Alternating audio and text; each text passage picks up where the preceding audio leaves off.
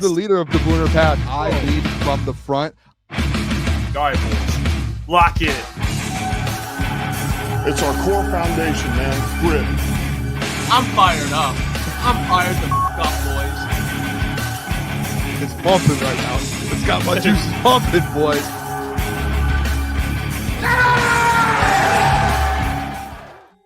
Welcome to Crunch Time Sports with Jeff and Booner. It is Thursday, July 24th, continuing Detroit Lions training camp. More stuff is happening. We had Calvin speak today. That's big. Got to your Calvin Shepard, got to your Jared Goff. Jared Goff had some quotables today. So we'll get to all of that. Tons of storylines to get to. Injuries, more fights. It's getting scrappy out there. Apparently there was like false reporting. I don't know, Mike Florio. No, yes, no. There was a listen, it was a false report from Mike Florio. I think Mike Florio read all the tweets and just read it and took it the wrong way. A lot of the tweets said Dan Campbell stopped Detroit Lions practice. If you understand what's happened the last few days and followed along, you would understand he stopped the practice, spoke with the team, told them to stop, and continued. I think when he saw stopped practice, I think Mike Florio's mind went, he ended practice. He stopped it completely and said, we're done for the day. Not what happened. I get with Mike Florio. I could see where the mix is up, because even our tweet, we put it like that and forwarded it like that as well. So you could see it. And by the way, I would, Jeff, I'm sorry. I have to mention Happy Gilmore 2 will be out in 4 hours. Yep, 4 hours. Happy Gilmore 2. And I will not be awake to watch it. We are doing a radio show in the morning from 6 to 9, so I will be up at 3:30 in the morning. I will watch it first thing after the radio and go home, and I am turning that on. So I cannot wait. Yeah, that's the positive news. The unfortunate news, rest in peace, Hulk Hogan. Yes. Oh, my gosh. Yeah, we should have loved that. The Hulk Hogan. Yeah. So, you lost an American. Absolute American legend. So say what you want about him. Let's show the man respect and at least appreciate the legacy. So RIP. We lost Ozzy Osbourne. We lost Hulk Hogan. We are getting what a week. Yeah, it is a tough week. I'll tell you what, dude. I grew up on Ozzy Osbourne. My family. I grew up listening to just all rock. I said my first concert was like Judas Priest, Black Sabbath, Megadeth, and like Motorhead or something. Like that was like my first concert as a kid. Shout out my stepdad and my mom. We went out there as a kid. So I grew up on Ozzy and Black Sabbath and all of those. So RIP to Ozzy. We didn't mention that the other day. So we should have. I actually was driving in Detroit, Jeff. I don't know. You live around Detroit. I don't know if you saw this. Billboards, like all the electric billboards the last 2 days since Ozzy's passed away, there have been signs popping up of Ozzy, like rest in peace Ozzy, with like this and like a bunch of different things, like Ozzy stuff on him. Like that's pretty sick, dude. He's a guy that like an all-time great, Ozzy Osbourne. So it's unbelievable, man. I think that's like trying to think. Ozzy might be the biggest celebrity to die in a long time, in my opinion. Yeah, it's always unfortunate. I mean, Malcolm Jamal Warner, he passed away as well. So there's lost some great people this week, legends, so that's tough. It is tough. Wouldn't be right if we at least didn't show respect there. And we had I'll say it, we did have some beer, Hulk Hogan's beer, so we do have to. We worked alongside Hulk for this entire football season with Real American beer, and it was a fun experience. We got to do some sweet things, which we will be doing a lot of similar things this upcoming football season. But we do have a new beer sponsor that's going to be popping up, and I'm absolutely juiced about it.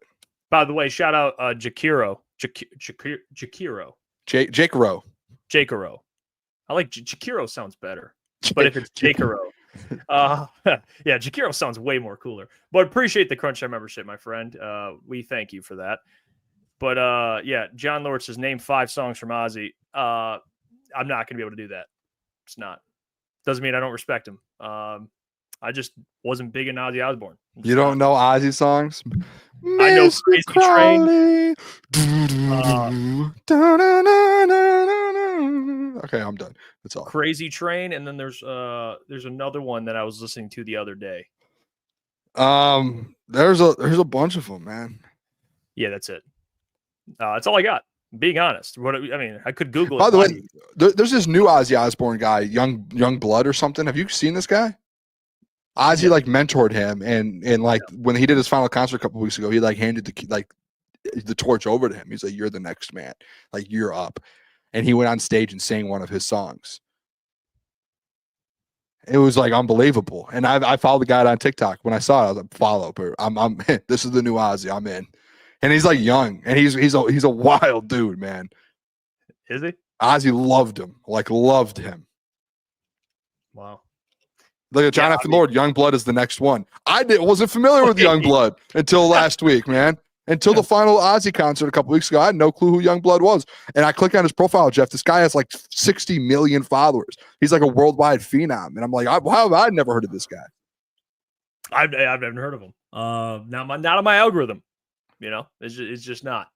We need to get you into some heavy metal, some rock. Yeah, I mean, please. I'm not saying I won't. It's not saying it's bad music. Just it's not my catalog. What's that song? Every time we get in the car, you play one rock song. It's the same one every time. Which one is that again? Yeah, the boys are back. I don't think that's rock, dude. Song, dude. That's not even like. That's just like one of my favorite songs of all time. Surfer boy song. Yeah, that. Don't pulling get up me to going. The beach. The boys are back in town. Don't get me going. I love That's that. good. Yeah, all time great. All right, let's get into some things that kind of happened today. One of those things, obviously, the fighting, which we kind of already went through. But Graham also played some center today, so they're switching it up. Graham was playing some center, and Tate Rattlage was back at right guard for the day, which they reported. Graham took first team snaps at center. Rookie Tate Rattlage was at right guard. Again, they're trying out both players at their native spots and new spots. So, or I guess for Graham, it's both native spots. He plays both. But yeah, this is something we're going to see a lot more in training camp. I mean, we're going to see this when we go Monday and Tuesday. You're going to see Tate working at center, which I know if you haven't seen Tate Rattlage speak, which I want to play like the clip of him speaking. The dude, I guess I haven't really watched enough Tate like actually speaking, but he is he's a pro, man. Yeah, he really is a pro. I'm not gonna lie. Like the way he was talking, I mean, he picks everyone's brains. He seems like a really good, grounded dude that just wants to be great. Can I ask you a question about Tate before we play the video? Yeah, go ahead. Now that, and I know you were someone who you were really big on Graham Glasgow playing center just to start the season and let kind of Tate just play where he's comfortable, where he's been his whole career, and not throw him into the fire right away. Now that you know that they actually, like the first 3 days of camp, it was Tate, and then all of a sudden just randomly it's Graham again. Do you feel more comfortable? Like, would you rather have them not knowing that now, like just go Tate the whole time? Because obviously, at least in my opinion, Tate's going to be the center. Like from the first 4 days, Tate was the center 3 of the 4 days.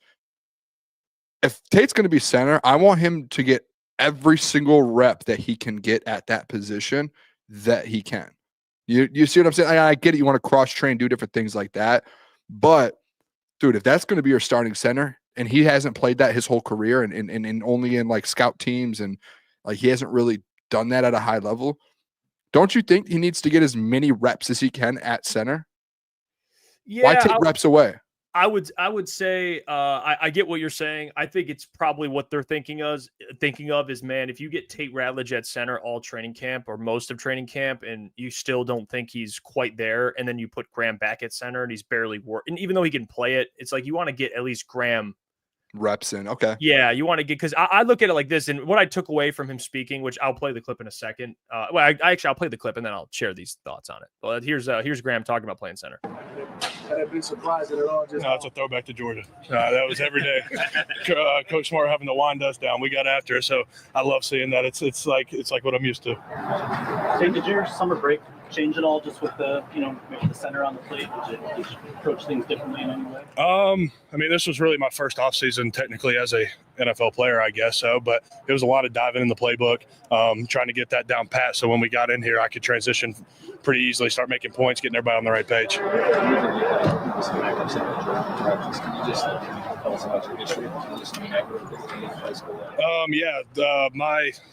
center background goes back to last fall camp.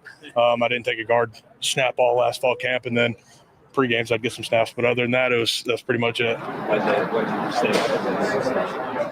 Explain their thinking. We Georgia. We had some injuries during fall camp, and they knew if something happened to one of our centers, I was going to be our center. So trying to get me used to that. Yeah, he's Wow, I did not know that. Yeah, well, it was said that he was like the emergency center. That was what was reported, but I didn't know he played pretty much all fall camp at center. He said he didn't take one snap of guard on fall camp, center the whole time. He said, "Yeah, I pretty much played center all fall camp." Why do you sound like Bobby Boucher from The Waterboy? Is that what you think Tate sounds like? He said, I pretty much played some center all fall camp, and I could snap the ball. Dude's got an accent. All right, I love it. He's a Southern boy here. All right, so he's doing some special things. I did not know he snapped the ball all training camp or for at Georgia. I did not know that. Does that influence maybe my decision a little bit on like being confident playing center? Yeah, it does. Like he has a ton of experience there. Obviously in game action, not as much. And I think the big thing for him, and he talked about it, is the mental side, which Graham has a massive advantage because he's been doing it and he understands. He's played obviously a long time in the league, but he's played center plenty of times in games, and he's already been in this offense because we'll get to the Jared Goff stuff later. Apparently the offense isn't changing much. That's why I still would lean Graham, just because of the experience there. But if he can catch up mentally, I don't deny physically the guy can play center. You know what I'm saying? It's just like the little nuanced stuff that Tate's going to have to catch up on. It's a lot. I mean, center responsibilities he's going to be asked to do a lot. You know what I'm saying? And if Jared Goff, I think Jared even mentioned, he alluded to it too. He was like, Graham, I've already played with. Like me and him have that. We're on the same page. I mean, he's played center. Tate, obviously, they're still building that. I think, to be honest, too, I think you're spot on. Where listening to Tate talk about the center position, where he says, "This is my first camp," and he says, "I'm studying to make sure I can make that transition." So it sounded like that they already told him, "You're making the transition and you're going to be the center," and he's talking about, learning the playbook, so I'm able to make the points to play. I don't know if you caught that. Like he can make the points and call out different blitzes and different, blocking schemes and everything that they need to do. So it sounds like he's already been working on it for months now. I think Tate's going to be your week one center. After listening to that and doing that, I think you're dead on when you say, hey, they're just getting Graham snaps in case, knock on wood, if Tate does get hurt or if Graham gets hurt, they're able to move things around a little bit and make that movement. Right. Like that's where I think it comes down to. So, I'm actually pumped up to see Tate. I think Tate's going to be a really good center for this team. I really do. And the crazy thing is, at the beginning of his interview, Jeff, they asked him, like, what's it been like in the NFL compared? Is it physical, mental? And he goes, it's not physical at all. Like I'm good physically. I'm an absolute dog. He's like, it's just mental, like trying to get the, playbook and everything down. So physically, that man's a specimen. So how did he get drafted where he did? He should have been a first round, second round pick. Well, it's because he plays guard. And well, technically center, I guess. And so when do centers get drafted? Yeah. I guess Frank was really early, but wasn't Frank a guard, or am I going crazy? He played guard when he got to the Lions, and then he moved to center. I think he was a center. I don't know if he was a center. I can't remember, but I know there's something with guard. He did play guard early on with the Lions. It's a long time ago. My memory goes. I have an expiration date. Physically, he said physically it's not. I mean, he's like, it's faster, obviously. Things are faster, but it is a mental thing. That's why. And he's had since OTAs. I mean, he's been caught up. He's just been out. He's like, I've been studying the playbook and diving into all that. Like he's diving into all the playbook stuff. So I think the hardest part mentally for any offensive line position is center, because you have to make all of the call outs and reads. And that's probably for him, like, okay, my first time in the NFL. Oh, here we go. But there have been so many guards over the last couple of years as rookies stepped in at center. So many around the league. What's his name? Isn't Cooper Beebe the Cowboys center now? Yes. And there's someone else. He was a guard, and then he's playing center. There is Raiders guy. Why am I drawing a blank? Oh, Jackson Powers Johnson. Jackson Powers Johnson. But I think he did play center at Oregon, but he got drafted, started playing guard, and then boom, fresh or rookie year. You're playing center. Here you go. Yeah. Good luck. Yeah, that's and the injuries are popping up too. I mean, you start to see guys get banged up, right? Taran Arnold left practice early, being evaluated with a leg injury. It was announced it wasn't. I think it was something somewhat minor. I don't think like a leg injury. Again, we've been through this. It's not. I don't think it's like anything bad leg injury. I don't know exactly what it was. It might have been like a. Oh, there's a. You can go to my Twitter real quick. Do you have my Twitter? Yeah, I put an update on my Twitter. Okay. Yeah. Hey, I don't think it was anything like bad or concerning, but he did suffer an injury. Let me see. And then Derek Barnes. And then Derek Barnes left with an injury as well. Let me see. Derek, I think, it was a hand injury, and it sounds like Derek is fine. Obviously, tomorrow morning we'll probably get an update. But with the update, from what it sounded like from Jordan Schultz, Derek Barnes is good. Yeah, so it's it was a calf strain, which they got to be careful with. Yep. And Derek Barnes left practice early, should be fine. So that's good. Be cautious with Taran Arnold. You know how calf you don't want it to strains get any dude. Calf strains are scary, man. Yeah, those things are scary. First, it's a calf. Don't say it. We don't need to say it. We know. Yep. We know what it turns into. Yep. Take it off. Take the next 6 weeks off. Okay, 6 weeks is crazy. I mean, why not? That's the training. Just take it off, man. We know he's good to go.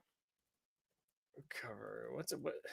6 weeks, I think, goes right to September. I think a calf strain's like a few days. No. If he's back in the next week, I'm not going to be happy. A week? Take time. Jeff, what do you need to rush him back for? What? Because he's still he's second-year player. What is you rush a calf strain back? You know what that leads to, Jeff. We've seen it with multiple athletes in the last 2 years. Yeah, I understand, but why take the risk? If he's healthy, you're fine. Like wait a week to a week. Give it an extra week. You said a couple days, man. I said the timeline is a couple days, but who knows? It could be a week. I'm with streams only. 2 weeks. He needs all the reps. I wanted straight to September 1st, 2 through 6 weeks. I mean. Oh my gosh! All the way to September. Not being practicing for a month, and you want. All right, let's go 2 to 4 weeks. How about that? Can we land on 2 to 4? Yeah, that's fine. Okay, we can do that. Richard says, who starts next week's game on Thursday? Hendon Hooker or Kyle Allen? They'll play both, I think. It's a preseason game. He's saying who starts, though. Who's starting at QB2? So who's starting the game? I would say Hendon Hooker starts. Oh, wow. It's weird because they've both been playing really well. I heard Doc say today on the heavies that Hendon, he's making good throws. Like his balls are on a string. Like, but the only problem is Doc was saying like procedural stuff, like pre-snap stuff. He was struggling today. I read today he got on receivers, like he was yelling at. He was getting good. Yeah, I mean, that could also be that like play calls and different things, and that's part of being the quarterback. And maybe he was kind of fumbling a little bit, so he kind of stepped up and said something, which is good to hear. But from what I heard too, Kyle Allen is playing very well. I know Doc said Kyle's zipping it. I mean, I think people underestimate Kyle Allen. I don't think people realize that he's actually played in the NFL. Like it's not that he. Yeah. He's had a season where he threw for 3,000 yards in 2019 and 17 touchdowns. Yeah. He also had 16 interceptions with the 17 touchdowns, but he played. Yeah. Good golfer. He can golf. But that's Kyle Allen, you know. We should get Kyle Allen on the show. He'd be a great guest. I'm sure he knows a ton of football, seen a lot of things, been in a lot of different systems. He's been around the league. Obviously, if you're hanging around, you're doing something right. But for sure, if you want legit competition, in my opinion, I just don't think it's Kyle Allen. You know what I'm saying? I don't. He's been a backup in the NFL for like 6 years, like not QB3, QB2. Longer than that. Every year he's been in the league, I think he's QB2. Last year for Pittsburgh, QB2. Year before for Josh Allen, QB2. Houston, QB2. QB2? Who was above him? Because they have 3 quarterbacks now, don't forget. Who? I'm saying in today's NFL, like you can have 3 quarterbacks. I think he's been QB2 everywhere he's gone. Okay. That's why I think people don't realize that Kyle Allen isn't a bum. I could be way off on that, but I think I remember him being a QB2 every team he's been with over the last 6 years. Since he was with the Panthers when he started 13 games. Yeah. We'll see. I mean, maybe. He's No, he QB2. wasn't QB2 last year. Tried to throw a curveball at the boys, didn't get through. Yeah, ETN caught me. Just checking on Hey, that was a test for the chat. ETN, you passed. Well, we talked about Taran Arnold. Kelvin Shepard, Lions defensive coordinator, spoke about Taran Arnold. Here's what he had to say, hyping him up, by the way. Let's hear what Kelvin said about him. Year, but he's come in not only this offseason, but this training camp looking like a different guy. His body's more developed, but also from the neck up, the mental aspect of the game. He's seeing it faster. He's feeling the routes faster. So that's a guy I've already seen the leap in. And I've been anxiously looking forward to Rakestraw getting back out there because he's a guy in the spring that you saw taking that next step as well. But with guys like DJ Reed and Meek Robinson leading that crew, showing them how to work, showing them how it's done, I think we're headed in the right direction for sure. Taran Arnold. Hey, if Calvin's bringing you up in a press conference, you got to be doing something right. Yep. Okay, that's a new DC. Now, I think at this point, when you're a new defensive or a new coordinator in general, your word, especially early on, I mean, in general, it holds weight, but early on, what you say, people are paying attention to. It's the first time he's meeting with the media. If you're praising a player like that, it means something. I mean, it means, and Calvin was here last year. You got to see Taran Arnold, and he's a defensive guy, played linebacker, so he knows the game. He understands cornerback play. So by the way, we'll get into Calvin. I have thoughts on Calvin just as a coach later, and we'll talk about that because I'm fired up about Calvin. Very fired up. But Taran Arnold, man, I think this year fair expectations, man, is you're going to get a player he's going to be good. I don't think it's going to be a more learning curve for him. I just don't. I don't see. There'll be times, of course, where he's still a young player, but I don't see like another, here we go, up and down, up and down, up and down. I think you're going to see more of a consistent player, and I'm excited about it. Like taking the ball away, dude, he's done that already in training camp. I know it's training camp, but he's facing this wide receiver core. We always bring up this team has one of the best weapons or one of the best weapon cores in the NFL, and he's doing a really good job against them. So it's the same thing what Goff says about facing Brian and Kirby. He's like, I get to play against, these two great safeties. These corners, man, they're battling against Amon-Ra and J-Mo. So you got to give them some credit. Yeah, I'm right there with you. I'm going to say this too, man. Like, I'm just going to follow up what you said about Calvin Shepard. If anyone watched, and we have a lot more clips of Calvin and Shep today, kind of talking about the defense and different players. Dude, if Calvin Shepard doesn't get you fired up for this defense, I don't. And then I loved AG. I thought AG was good. I don't know if it's because Shep is just like new. We haven't seen the defense yet. There's been no negative parts. I think Calvin Shepard's going to be better DC than AG. I'm not saying it based off the press conference, but the fact that Calvin Shepard right now has a better defense handed to him than AG was, after the first year, people are going to be looking at Shep and being like, this guy's something. Because he has that energy of AG, little younger, has been in the room more recent, has a better relationship, in my opinion, with most of these guys than AG did because he was in those smaller rooms, more intimate rooms. And I think he's just got handed a better defense. These guys are more mature. They're vets now. And I think that's gonna look good for Shep. And this defense, man, I saw one of the beat writers tweet it out today. I can't remember who it was, but it was something along the lines of like, Calvin Shepard might be the most loved man in America. Like, this guy is like he is, if you just sit there and watch him talk and how he goes about it, you can't not get motivated. Like he was just like, did you hear him talking about his staff, Jeff? Like, it was just like, this isn't my staff. This is our staff. And I was like, dude, this is a guy you want to be around on a daily basis. And he's like, I empower them to all want to be great and have opinions. And he was like, I'm going to tell them what to do, but it's from the bottom of my heart. Like, dude, what? I want to be around this guy every day. But I mean, it's good for guys like Taran though, like to be around a guy like Shep and have Shep kind of be in there. Like you were saying. Am I back? Yeah, you're back. Sorry, I got too excited, bro. I was talking about Shep. But I did just think with Taran. Taran's going to benefit so much from having Shep as a DC, and as well as being year two. The crazy thing about Taran is typically, Jeff, we see these like, dude, typically you see guys get boosted up in training camp, like Levi last year and Josh Pascal, or just random guys who are like, oh, they're having such a good training camp. And it's just like one report you hear, dude, every single person that's asked about the defense, they mentioned Taran Arnold to some point or like some extent. And it's to me, that's like telling. It's telling that a guy is constantly getting mentioned by his peers, by his coaches, just everyone around him. It's like, hey, Taran Arnold took a step. Like, and it's a significant step. This isn't like, oh, he's just going to be a little bit better from year. Like, he's about to be an absolute a problem on the field. So I'm pumped up for Taran, man. Obviously, the calf strain, that sucks because he was having a good week so far. And the fact right now that, you know what I actually just thought about? The fact that Taran and Ennis Rakestraw are out right now, that sucks. Like, that is brutal because those are the two guys we were probably most excited to kind of see what was going to happen with and how they would look, how are their progression.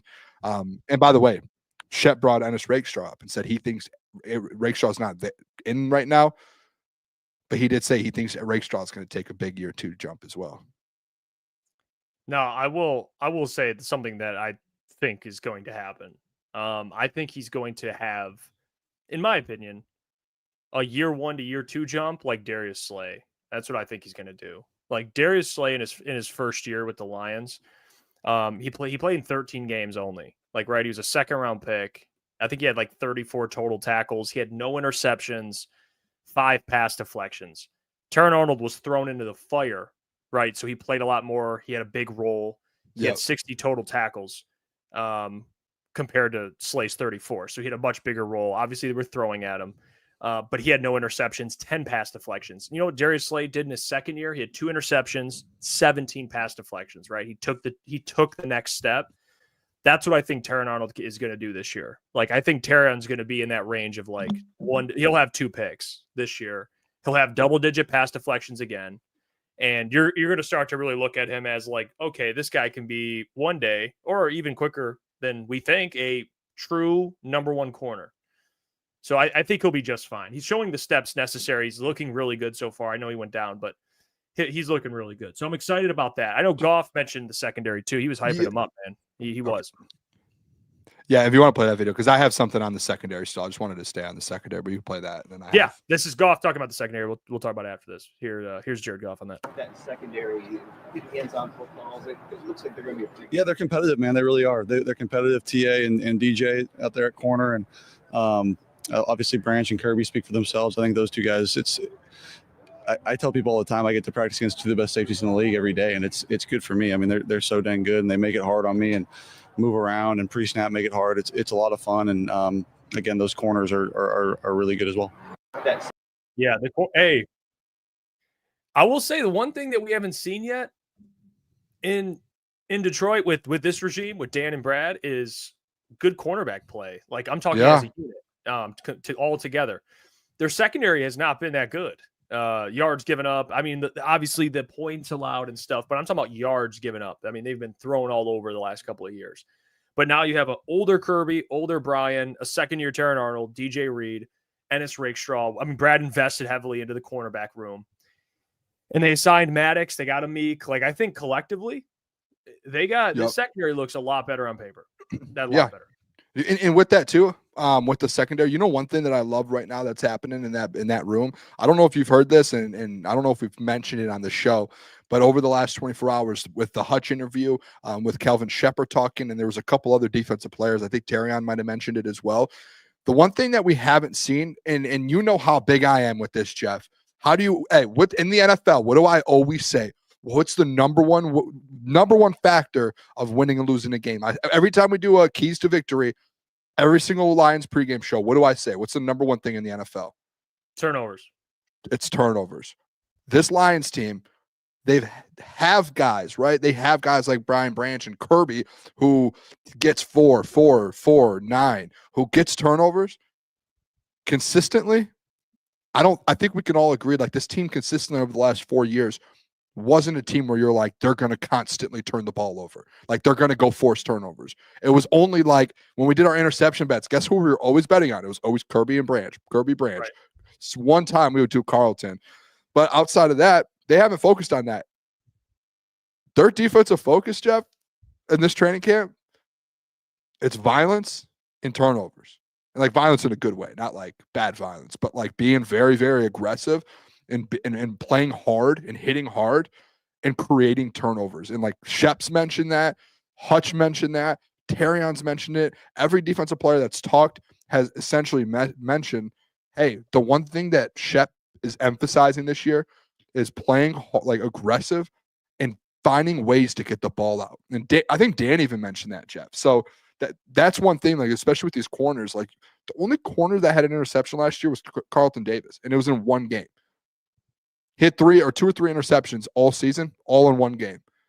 And you didn't have Tarian get one. No corners got one except Carlton Davis. That was it.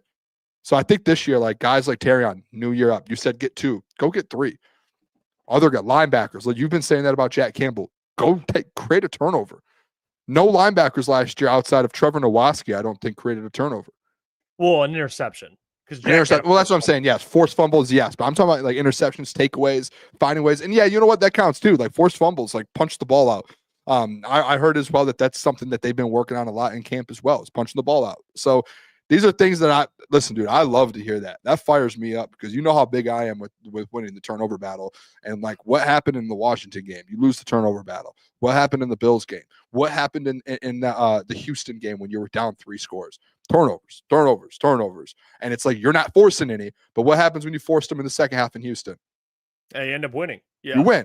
Especially at the cornerback spot. Carlton had 2 picks in that game. Yeah, and I'm shocked that AG, if I'm being honest, I'm shocked that wasn't an emphasis for AG the last 4 years. Like that's shocking. And remember when Dan said Shep's coming in here and already making changes to his own? I think that was one of the big changes was we haven't been doing this the last 4 years. We're going to start doing it now. Like the great defenses in the NFL of all time, they all create turnovers at a very high level. That's what the Lions have been doing. That's because remember their defense on paper, they give up yards, but they force turnovers. That's how they win. But it just hasn't been an emphasis. Like those are different certain games that happens, I feel like. Yeah, and it's just players making plays at the end of the day. Like the only 2 guys that were getting turnovers is Kirby and Brian. You know, and now they have Jack and Taran Arnold. Those guys need to step up. Why is there what? Sound like a tornado. I don't know if it was thunder, bro. I like usually thunder's like right like 2 seconds. Like this just went for 15 seconds. It sounded like a massive 15-second thunderbolt. Yeah, there is a warning. There are warnings out there. Thunder or tornado? Like severe thunderstorm watch. Mm-hmm. Emily City might flatten out. I was driving home from work today, dude, and off in the distance, I could see black clouds. And I kid you not, Jeff, you know how typically when you can see like lightning strike, it's like you don't get to see a light. It's just like a flash. Mm-hmm. I was seeing legit like lightning bolts, like as bright as could be. I've never seen this in my life, as bright as could be coming down. And I'm like, whoa, dude, it was a light show. Yeah, I saw. I don't know if honestly I might be screwed next if you're already getting hit with it. I got hit with it earlier. I thought it was done. I didn't know it was coming back. Well, I guess it's not coming back. It's a new one, but you know what I mean. Yeah, that's how it happens. Jay Mel, how do you emphasize? Oh, no, what? Go ahead. I would say Tigers are down 11-1. I know. I looked. I mean, this team, they're toast. Jay Mel's, how do you emphasize turnovers with the likes of Vildor or Sutton? Well, that was the early days. We're talking about even like last year, Carlton had 2 picks in a game. He didn't have a pick any other game. I mean, you don't want these guys don't have to get 5-6 picks a year. I'm no one's saying that, but Taran Arnold, that's the next step for him is playmaking. And DJ Reed's never really been a guy that gets a ton of interceptions either. So those 2 guys, it's really going to be on those 2. But yeah, you know what the safeties are going to do, man. You already know what they're going to do. So does that fire you up though, or no? Am I the only one that gets fired up hearing that's the big change defensively? Well, it's just I think, but I don't know. I think that's been I think AG's talked about that. Like, how often have you seen these guys punch a ball out? They're always trying to punch the ball out. I don't know, man. I think this seems like it's talked about turnovers all the time. Yeah, they've talked about turnovers, but it just feels like this is like a bigger emphasis on it. Like this is our main point. I mean, even when Dan and them talked about it, they were like, we haven't been getting the turnovers we want the last few years. The fact that they went to the offseason, analyzed the defense, and that was something that they came out with was turnovers. I feel like that's a little telling, is it not? Well, it comes down, I think, capitalizing. Like Taran Arnold, I think, dropped a pick in the Colts game, I'm pretty sure. So they just have to. I think it's on the players too, man. Like Taran Arnold had a couple chances last year to get picks. Yeah, So, I guess so. I'm interested. Hold on, let me see something here real it's quick. not Jeff. like I don't think it's like a coaching thing. I think it's more like players thing. Like those guys need to make plays. Let's see something here real quick. How do you see? Oh, takeaways. Here we go. Takeaways. The Lions last year were 1, 2, 3, 4, 5, 6, 7, 8, 9th, Oh, Bears 10th, game. Appreciate 11th. They were 11th in takeaways last year. You know how Dan always mentions it? It's like turnover. Like that's like what they pride themselves on, taking the ball away. That's what I don't think Calvin will change. Like that's Okay. Like, that's like you know what I'm saying? New stat here. The Detroit Lions were 20th in fumbles, in turnovers. Yeah. So like, yes, they were 10th when it comes to turnovers. That's probably pretty skewed because Kirby Joseph had 9 interceptions. They were 20th when it comes to takeaways in regards to fumbles. They had 8 fumbles taken away last year that they had. Who do you think the leading was? 8 to 8. what? No, I'm saying team wise in the NFL. How many do you think it was? If Lions were at 8, and how many did the Lions have? 8. And what did they rank? 20th. 20th. Yep. I'll say 20. 16. They did 16. Double the Bills. Eagles had 13. Mm-hmm. Oh, you thought I was going to say more? That's on me. Yeah, no, they were 1, 2, 3, 4th in the NFL in interceptions, but I think it's fumbles. Like force the fumbles, punch out, man.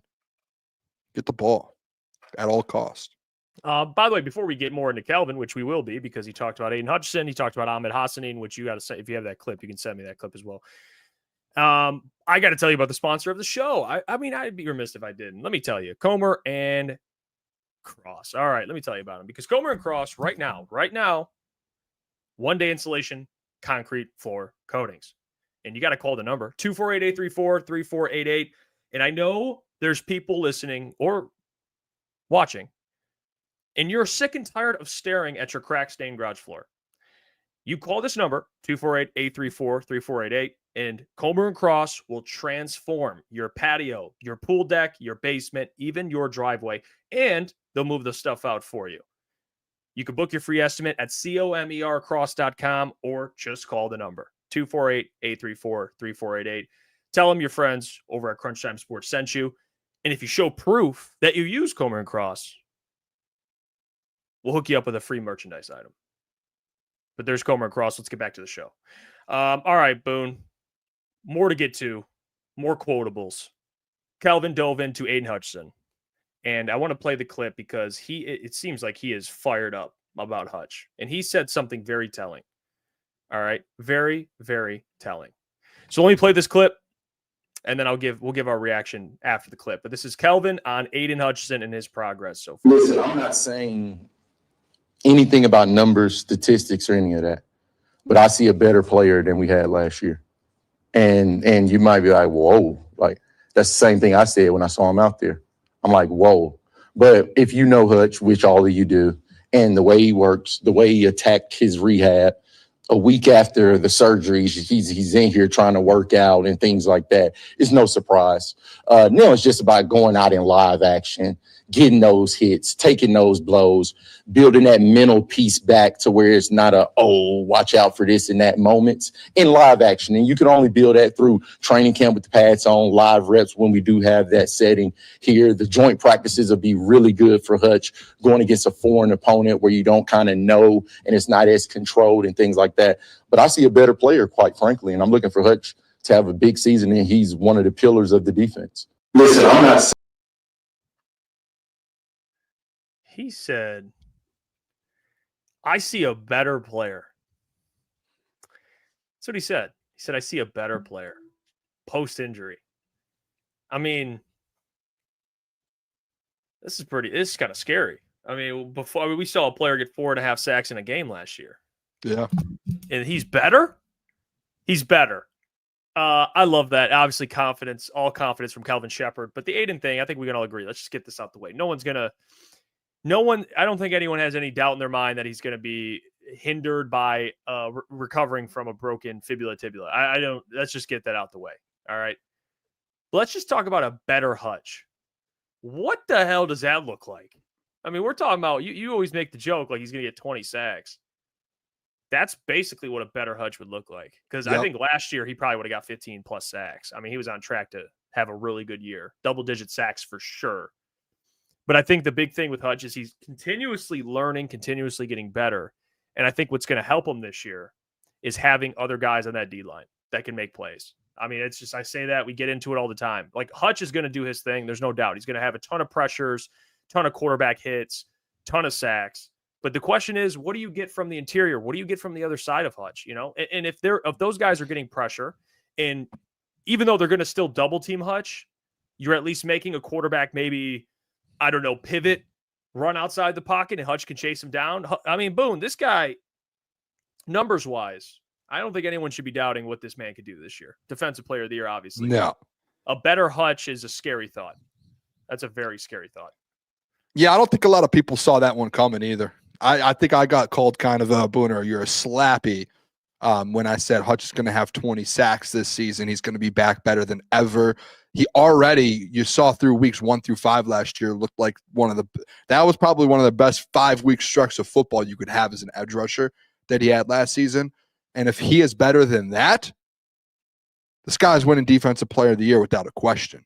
Without a question. There's no way if he stays healthy 17 games and Shep is like, hey, this guy is better than he was through weeks 1 and 5 last year before he got hurt.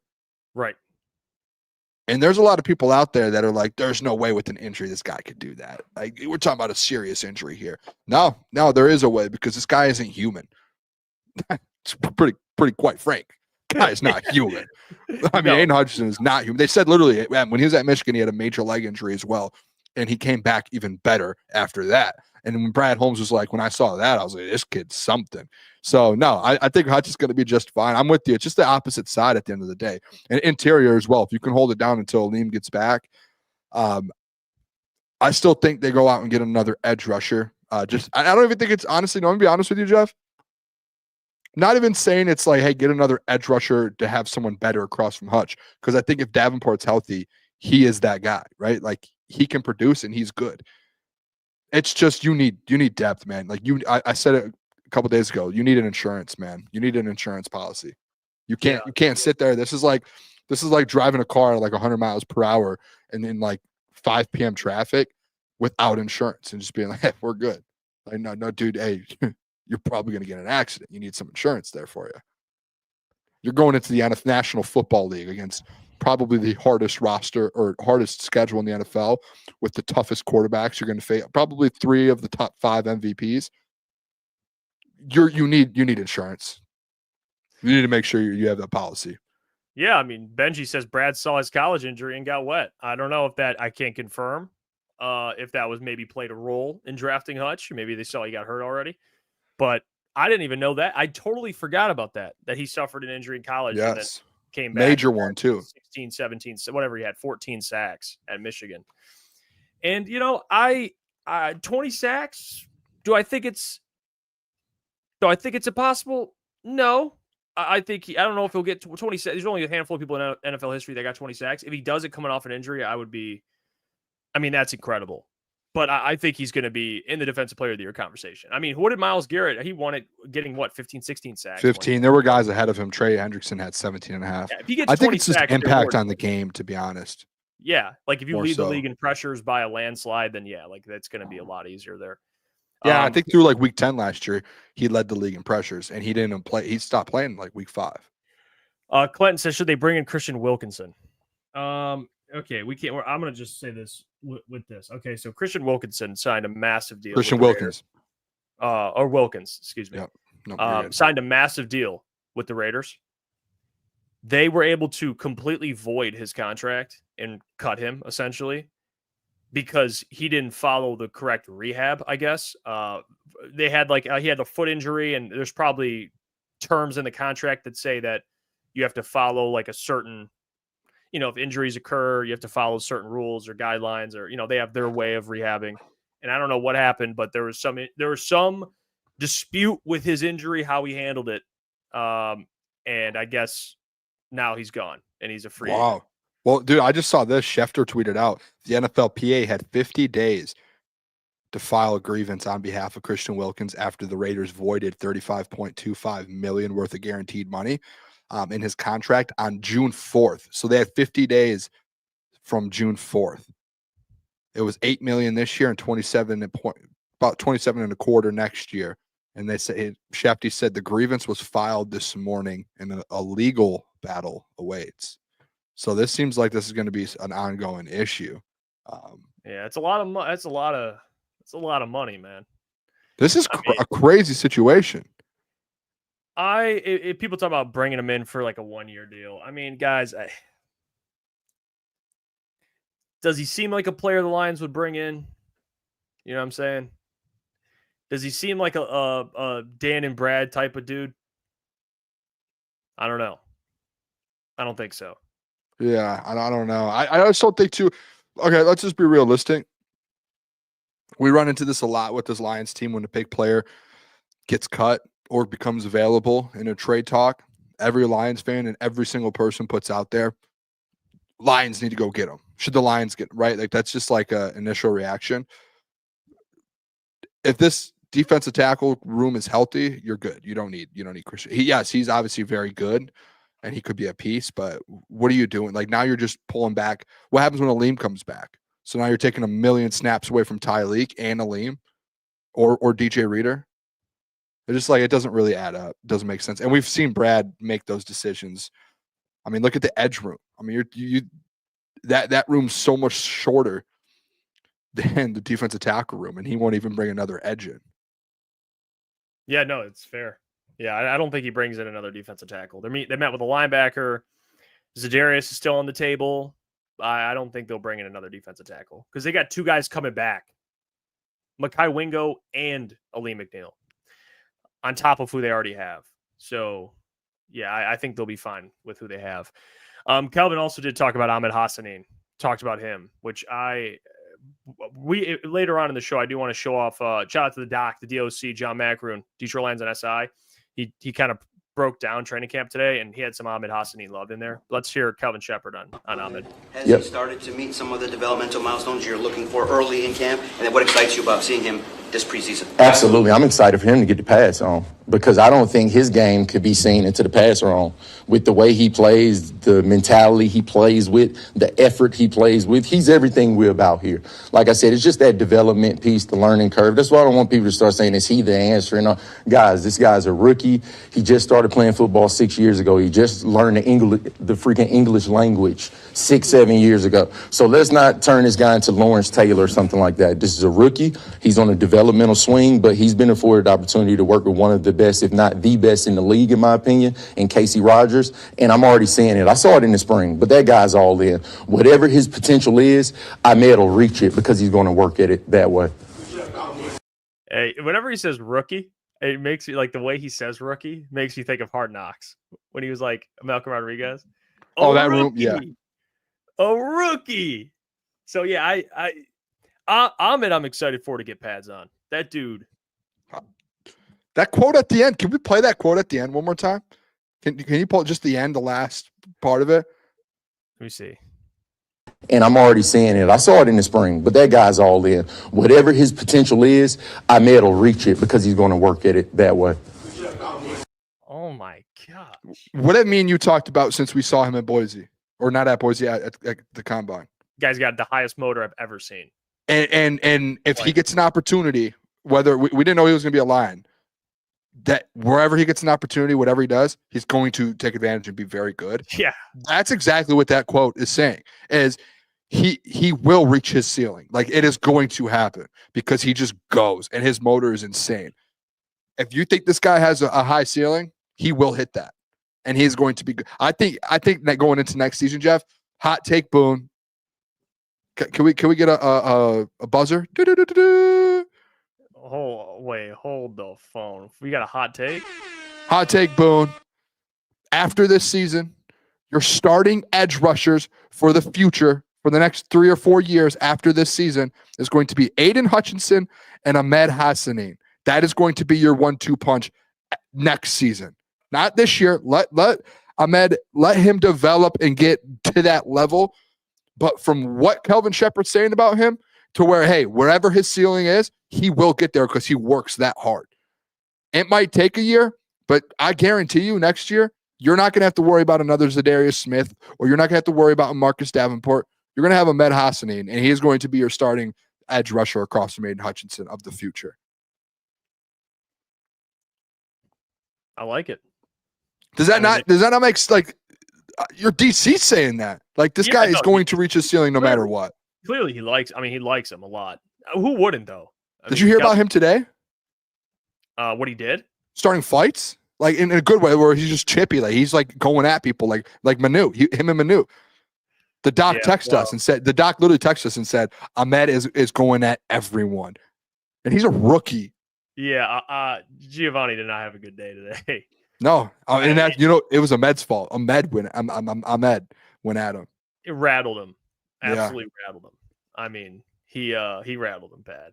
Because he did not have a good day. Giovanni Manu, the 6'8", 320 tackle from British Columbia. No gut. But yeah, he has less of a gut now, actually. Lost some weight. But he didn't have a good day. But Ahmed, he's got the motor. We saw it at the combine. It was unbelievable. I mean, to see him up close was, he stood out like a sore thumb. The guy was unbelievable. You could see him right off the rip. I mean, the way his energy is contagious. So, of course, makes perfect sense. I'm surprised he didn't go earlier, to be honest. But I'm excited to see his development. I just don't know, like Calvin said, you have to be patient. He's not Lawrence Taylor. All right, we have to allow him to grow, allow him to develop. And, he just learned the English language 5 years ago, like Calvin said. So a couple of years ago, whatever it was. So he's new to the English language. He's new to football, and he's already where he's at. He's got a lot of potential. Keith Cooper was also talked about too, by the way. Keith Cooper, Nick P, I feel like Keith Cooper gets talked more than Ahmed. I mean, I don't think it's like who's less. I think he's a UDFA, so people are going to hype him up, obviously. For sure. But Keith Cooper's been getting talked about too. That's another edge that like I'm excited to see him Monday. Yeah, Doc mentioned him yesterday. He's been making some noise. Nick P said Dan Campbell was comparing Keith Cooper to Levi Onwuzurike.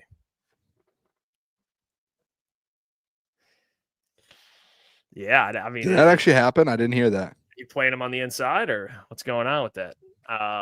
If you're comparing him to Levi, I mean, Jay Hart. I told y'all to watch the talk about Cooper. Jay Hart has been telling us for a while now. Shout out Jay Hart. Yeah, Jay-Z Cooper is one of those versatile D-line guys people are talking about. Is he? I didn't know he was versatile. I thought he was just a pure edge rusher. Just get at the quarterback. That's what I thought. I mean, he's 6'5".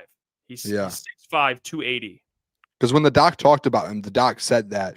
Remember when he came into his meeting and he did his workout, that they were like, "Hey, what's your how did you do? Like, what did you tell them and prove to them?" And he goes, "I just got to the quarterback. Like, I don't really care about anything else. Just go get the quarterback." Yeah, I mean, he did get to the quarterback. I mean, he does do that pretty well. He's big. He's a massive dude. 6'5", 280. Oh yeah, he's big. That's a tweener right there, man. That's He'd go in and out. Man. Yeah, I'm pumped to see him Monday. That's gonna be fun to watch him live action. I hope. I'll tell you what, too, Jeff. Like last year, the first couple of days we went to like 6 as well. There was last few days there was pads. First 2 days we went to last year, there was no pads, and it was one of the most disappointing things of all time. Like it was cool to see everything, and like we were able to see a lot of but they did walkthroughs. I hope Monday, like tomorrow, if people don't know this, tomorrow full pads start. The pads are out. They're hitting tomorrow. I hope they do next Monday as well. Yeah, I hope. I hope they are. That's what people want to see. I mean, you get fans coming in. You at least got to be like, come on. I don't know what the training camp schedule is for like the weekend. I know they have pads tomorrow, but Saturday, Sunday. But if they have those days off or a day off, get back to it Monday. Yeah. Let's get back to it Monday or Tuesday. I guess worst case, if they don't Monday, Tuesday we're going to be there. One of those days they have to do it. Yeah, they will. Because I think the first 3 days we were there last year, we just got hit with every day without pads. It was like every walkthrough day. Jay-Z says, from proud of Detroit, Cooper showing off the range to play at the 3-tech. Oh my God, the 4-eye and and at defensive end, mirroring positional flexibility, Levi Onwuzurike and Pat O'Connor. I also heard, is it Nate Lynn? I think Nate Lynn's having a good camp as well. Nate Lynn. Yeah, he was here. He was here last year, I think. He got hurt like a game or two in, or something happened where an injury came up. But the talks of the town is Nate Lynn as well is having a good camp. Again, this is that problem. And you know what? And I'm going to tell the people in the chat this. Do not, and I did it last year with, why am I drawing a blank on the wide receiver? Darius Fountain. There are going to be guys like Darius Fountain last year to where he has a really, really, really good camp, and it just ends up not being anything. And there was a couple guys last year like that where we thought, hey, there's a chance, and then it's – so I'm not saying, hey, Keith Cooper and Nate Lynn, these guys can't make the team, but like let's not – I'm learning that myself from last offseason, mistakes that I made, doing shows, being like maybe overhyping guys a little too much. Right. And really taking a step back and be like, okay, what's more realistic? Keith Cooper's going to have a chance, but when you do look at those rooms, like if Mekhi Wingo gets off the pup, that's a Keith Cooper spot, and it's tough, but they're not letting go of Mekhi Wingo. Yeah, I mean, if you could play the 3-tech, the 4-tech defensive end, I mean, that's pretty impressive. If you could play more positions, you have more value. That's especially with Levi out for the year now, that he's going to have an opportunity to make a roster spot. Yeah, Cooper, something to pay attention to, man. I mean, I've seen a lot of positive reporting about Keith Cooper. Yeah, I mean, pads. Once they get pads on, that's going to be that's going to tell a lot at the end of the day. Tomorrow's going to tell a lot on who can really play. Listen, the D-line, it's something that people are going to obviously focus on, rightfully so. The offense, another thing people should be focusing on as well. And Jared Goff talked about the offense and spoke about John Morton. He spoke about Tim Patrick. So let me play this clip of Jared. It sounds like by the way, whenever Jared speaks to the media, sometimes he just seems fed up all the time. I mean, he does not, he does. I feel bad, honestly. I feel bad for the media when they talk to Jared Goff. I mean, this guy is just not having it every time he speaks. So he's a very cutthroat, straight to the point, quarterback talk type of responses. But here's what he said when asked again about John Morton, because he's getting sick and tired of these questions about John Morton. But here's what Jared had to say about it. So he is like, he's fed up with that for sure. Daniel said, cut him some slack. He just had a kid, which is. Are we worried about that? I'm just throwing out there. I don't know where as a fan base. He already has the dad bod. So, but I'm saying though, already has the dad bod. You've heard stories of people with kids, right? Like you're up until 4 a.m. What's happening? Like, do you think Kristen's like, I got all of the duties during camp. You just focus on camp. Yeah. Not camp, but like, during the season. Yeah. Like what?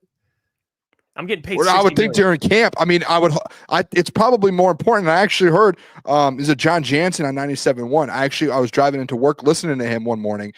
He played in the NFL for a long time. And he said he would rather have a kid during the regular season, like in October, November, December, than be right before training camp.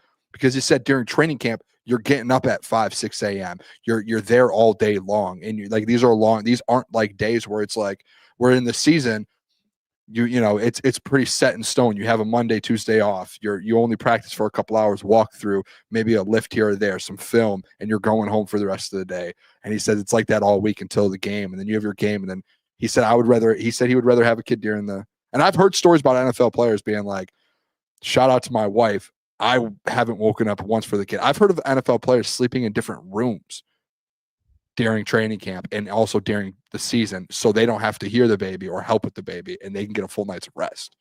Listen, as much as like people watching, we're different from professional athletes. Obviously, we would get up with the child and be there. In Goff's case, sorry, if I'm Jared Goff, when that direct deposit hits, you're getting up with the kid.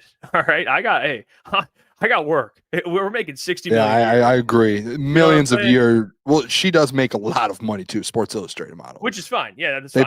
They both bring in good amount. $60 million a year. All right. It's not all on Kristen. Obviously, if you want to hire a nanny, that's fine.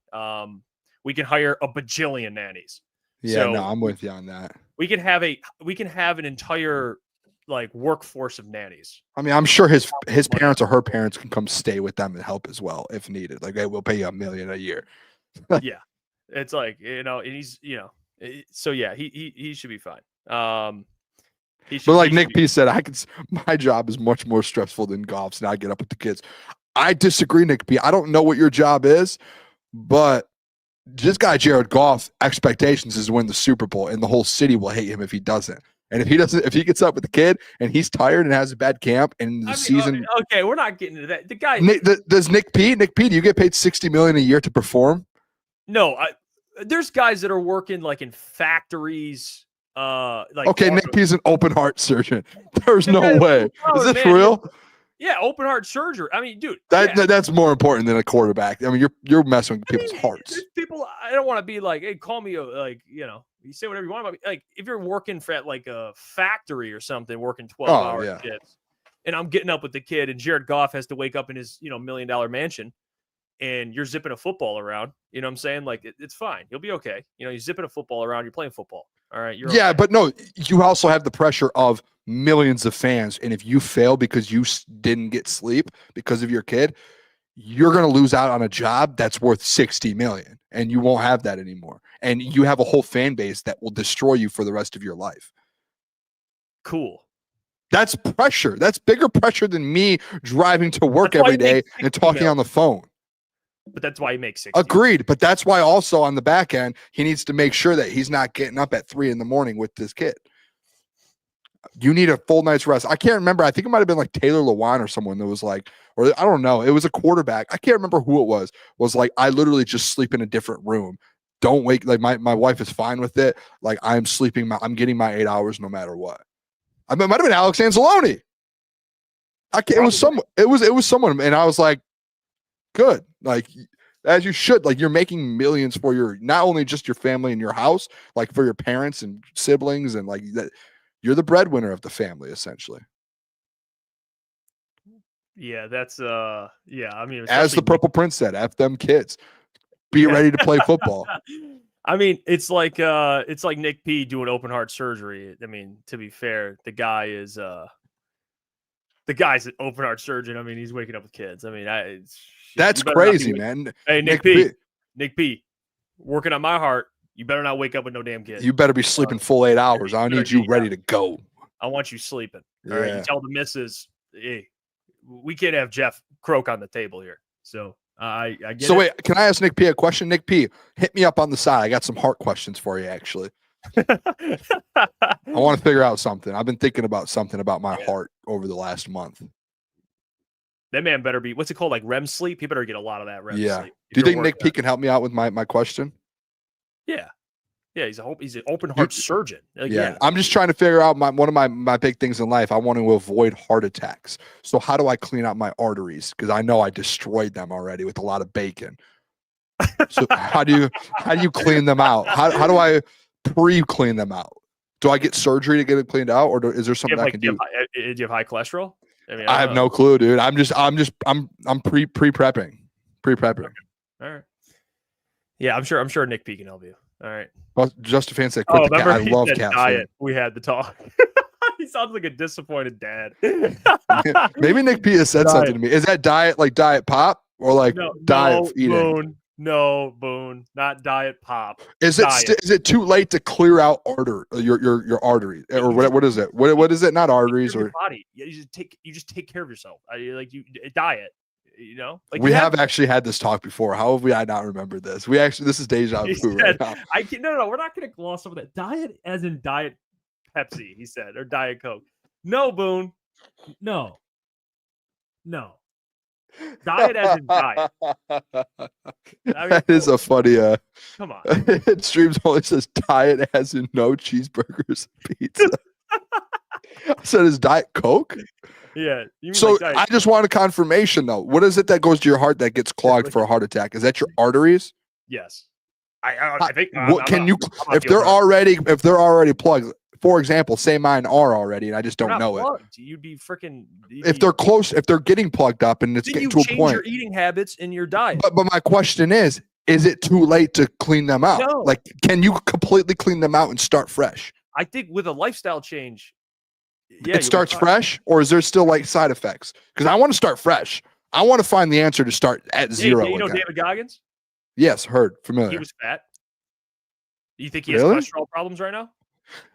No, No. but I've seen people in great shape that run and might not have cholesterol problems bad have heart heart problems? attacks. Well, I've seen them have heart attacks and they're in like the greatest shape ever. I'm like, your arteries aren't clogged. How'd you have a heart attack? I want to avoid heart attacks at all costs. That's my goal in life. Like, I do not want to die at 52 of a heart attack. Okay, well, I don't think anyone wants to have that. It's scary, dude. It scares me. Yeah, that's by the way, Ben Burns. He says I'm just a lowly HVAC tech. By the way, that's not lowly. That's good for you, Trey. That's my wife refused to let dude. me get up with the baby. She always wanted me to make sure I was fully rested so I can provide for my family and all my I family. love that. Burns, you won. Shout out your wife. You won in life. So shout out to your wife. And you have a good job too. I think honestly, I'll say this: all jobs, I think have a good reason, a good thing behind them. Yeah, especially the trades, man. Save all those people that do stuff like that. Good for them. Yeah. He also talked about Tim Patrick, by the way. Jared Goff hyping up Tim Patrick. He said, "quote He aged down a year." Tim Patrick. He did. Shout out to. I just want to say shout out 3. Phil. Phil said I had a quintuple bypass. That sounds crazy, Phil. Glad you're still here. Mm-hmm. I know. Yeah, that's crazy. Shout out Tim Patrick, man. Yeah. By the way, Benji said had an issue in left side of my chest and left side of my arm. Thought I was going to have a heart attack. Only 30. Been on a good diet ever since. That's where I've been. And Jeff, you can say you can. I've been on a good diet the last month. Yeah, you've lost weight. I'll throw the number out there. Almost 15 pounds down. Good for you. Hell yeah. Hopefully Tuesday. I'm going to do the 24-hour fast on Monday again. Hopefully Tuesday morning. I'm 15 plus. Diet's been good. I've eaten a couple snack wraps, but outside of that, you got to sneak in a little bit. Yeah. That's fine. All right, let's get to AG's burner. I had a blood clot at 30. See, I'm trying to avoid any medical. Okay, we got to keep going. We've lost a lot of viewers. To talk about Jared's comments on the offensive coordinator, can I bring this up? I get why Jared's sick of answering the question. I understand it. It's frustrating to answer the same question. All right. But can we look at the media's perspective? That is an absolute storyline. Like, that is an absolute storyline. That is a question that needs to be asked. I don't think I probably won't keep asking it because it's been asked, but up until this point, it's a fair question. Right? Like, you lose Ben Johnson, one of the best play callers in the league. You get John Morton, who's only been a play caller, I think, for recently the Jets. That's it. It's fair to be like, hey, how's the offense looking? You know what I'm saying? And then when Jared Goff says, oh, it's like pretty much the same. I think this is my opinion. I don't know, call it wizard hat. I think what Goff means with that is verbiage. It's the same. And he explained that in the video we just played, right? Like, a lot of the things, terminology is the same, but it's not going to be the same. Like, it's not. Because why? Okay, so you want to keep the same offense, and the fucking guy who's just your offensive coordinator is in your division, dude. Like, it's clearly not going to be the same. Like, why would it? What? Maybe the verbiage, terminology, but it's going to be John Morton's offense the way he calls it. It's going to be, it'll be maybe similar identity, but that doesn't make sense. Like, what? It's the same offense. What are you spewing on about right now? How can you say it's the same offense? Because it's the same structure it's the same structure. Structure-wise, yes. Obviously, there's going, and he said it, but like, Jeff, he said it in the interview. He literally said a lot of the structure is the same. And a lot of that, yes, it is going to look the same. There's not going to be a lot of changes to it. But there is a John Morton twist. And he even said in there are changes that are being made that I'm still getting. He literally said, I'm quoting Goff, that I'm still getting used to. And it's just, it's going to take time to get used to, but we will get it. And it's going to look good. Like, they're not going to go out there and just run Ben Johnson's offense. No, verbatim. What I mean was, they're going to. That's why I think it's a fair question. I don't think it's a bad question. Literally, the problem was, and I'm shocked you're doing this right now, Jeff, because the issue was when Ben left was, oh, this offense is going to change. Is John Morton going to be able to do what Ben did? This, that. And everyone was worried that offense is going to drastically change and that John was going to come in and he was going to try and do his own thing completely different. Like, fans should be happy, and there shouldn't even be a question the fact that they're doing it the way they're doing it. Like, this is the perfect way that, like, there's two sides of this, Jeff, right? There's two sides, right? There's, let's say, politics-wise, there's the far left of the side where John Morton comes in, changes everything, and goes, we're running my offense now. All of your terms are changing. I'm doing what I want to do going forward. And then there's the other side where it's, we're not changing anything. I'm coming in and we're running the exact same offense and verbiage and everything that Ben Johnson created that I helped create in 2021 with Ben Johnson. Correct? Am I wrong? Those are the two big sides, right? Yes. Those are the sides. only thing that would have been like, okay, what are we more comfortable with? Right in the middle. Right in the middle, Jeff. And that's exactly what they did. And you were one of the people that were questioning, is John Morton going to change this whole thing? And you were worried about it. And now the fact that he did, in my opinion, the best option possible. The best option possible isn't changing everything, and it's not keeping it the exact same. It's coming in with an offense for the last 2 years that you said top 5. Don't change anything. You, Jeff Iafrate, don't change anything. I said top 10, but yeah. But what I'm saying last 2 seasons they were top 5, and you didn't want. You're like at the top 5. You don't want to come in and drastically change everything. You want to keep your identity. So you know what he did? He came in and did exactly what you, Jeff Iafrate, wanted him to do. And now the fact that we're in camp and he's doing it, you're mad about it. No, I'm not mad about You're questioning it. No. That's not what I'm saying. I'm not mad that he's not changing the offense. This is what we all wanted. We should be happy. I was talking more at Goff about, like, I think people ask that question because we've seen it in the NFL. It happens before. You don't think when great coordinators leave? Oh, Jeff. Booner. I see what you're saying. The reason people ask that question is to know if John Morton's changing the offense. I know. We're over that. We're not talking about that. I'm talking about, let's think about this, right? Because you said, well, the offense won't change that much, right? Like, it's fine. But we've seen, you don't think, look around in NFL history, look at teams that have lost great coordinators, offensive coordinators. You don't think, like, for example, the Eagles just lost Kellen Moore. You don't think they're thinking, we want to keep a lot of what Kellen Moore does, verbiage-wise. For sure. Yeah, is it going to look like Kellen Moore? We don't know. We don't know. It's going to look similar, but but there's going to be small changes. But the structure of the offense and the meat and potatoes of the offense is going to be what probably they did last year, and that's what this Lions offense is going to be. And I don't think it's a negative that, hey, you're that the coordinator that helped build that and did that is still in your division. That's going to hurt you. No, it won't, because guess what? What did Dan Campbell say? What did Dan Campbell say when that whiteboard got leaked out a couple of years ago, and every single offensive call and play got put out into Snapchat? Remember what he said? He goes, dude, we will hand you our playbook and we will still beat you. I don't care. We will run the plays, and guess what? You still have to stop it. You can know the offense. Okay, we're going to call a play deep for JMO. Guess what? The check down's there every time. You can't guard both. Oh, we're gonna start doing checkdowns and short passes to Amon-Ra and Tim Patrick and Sam Laporta. Guess what? You got to bring safeties up to help that. Oh, guess what we're gonna do? We're going over the top. Oh, you're gonna play the pass? Okay, we're gonna hand it off to Jahmyr Gibbs. Oh, you're gonna play the run? Okay, we're gonna get to Sam Laporta. Dude, there's nothing they can do to stop it. Who cares? Do you know what I'm saying? So I get what you're saying, but it's so, to my opinion, null and void. It's over. Like, that means nothing. Yeah, and again, I want to clarify that. I'm not saying Ben Johnson, if you run the same offense, he's going to know what's happening. He's not going to know what plays are being run out of what formation. It's all that's confused play on caller. what you were trying to throw at me there. Ben will probably recognize things for sure, like maybe structure wise, and I'm sure the Lions will with Ben too. Like, you know, they have to both change things. So that's not what I was trying to say. But I think even though in a picture, in a perfect world, it's like, well, a lot of it's going to be similar. It doesn't mean it's going to be similar, like production wise. There's still going to be things John Morton, as a play caller, he still has to show. You know what I'm saying? Agreed. I think that's agreed. The way you worded it, maybe I heard it wrong, was you were worried that they are keeping it too much the same, and Ben will know. That's the way you worded it, and the way I took it. Yeah, so I apologize. What I was going at what Goff was saying, like, oh, you guys are acting like it's the same thing. It's like, Goff, like, come on, man. Like, we know it's the same thing, but that's not why they're asking the question.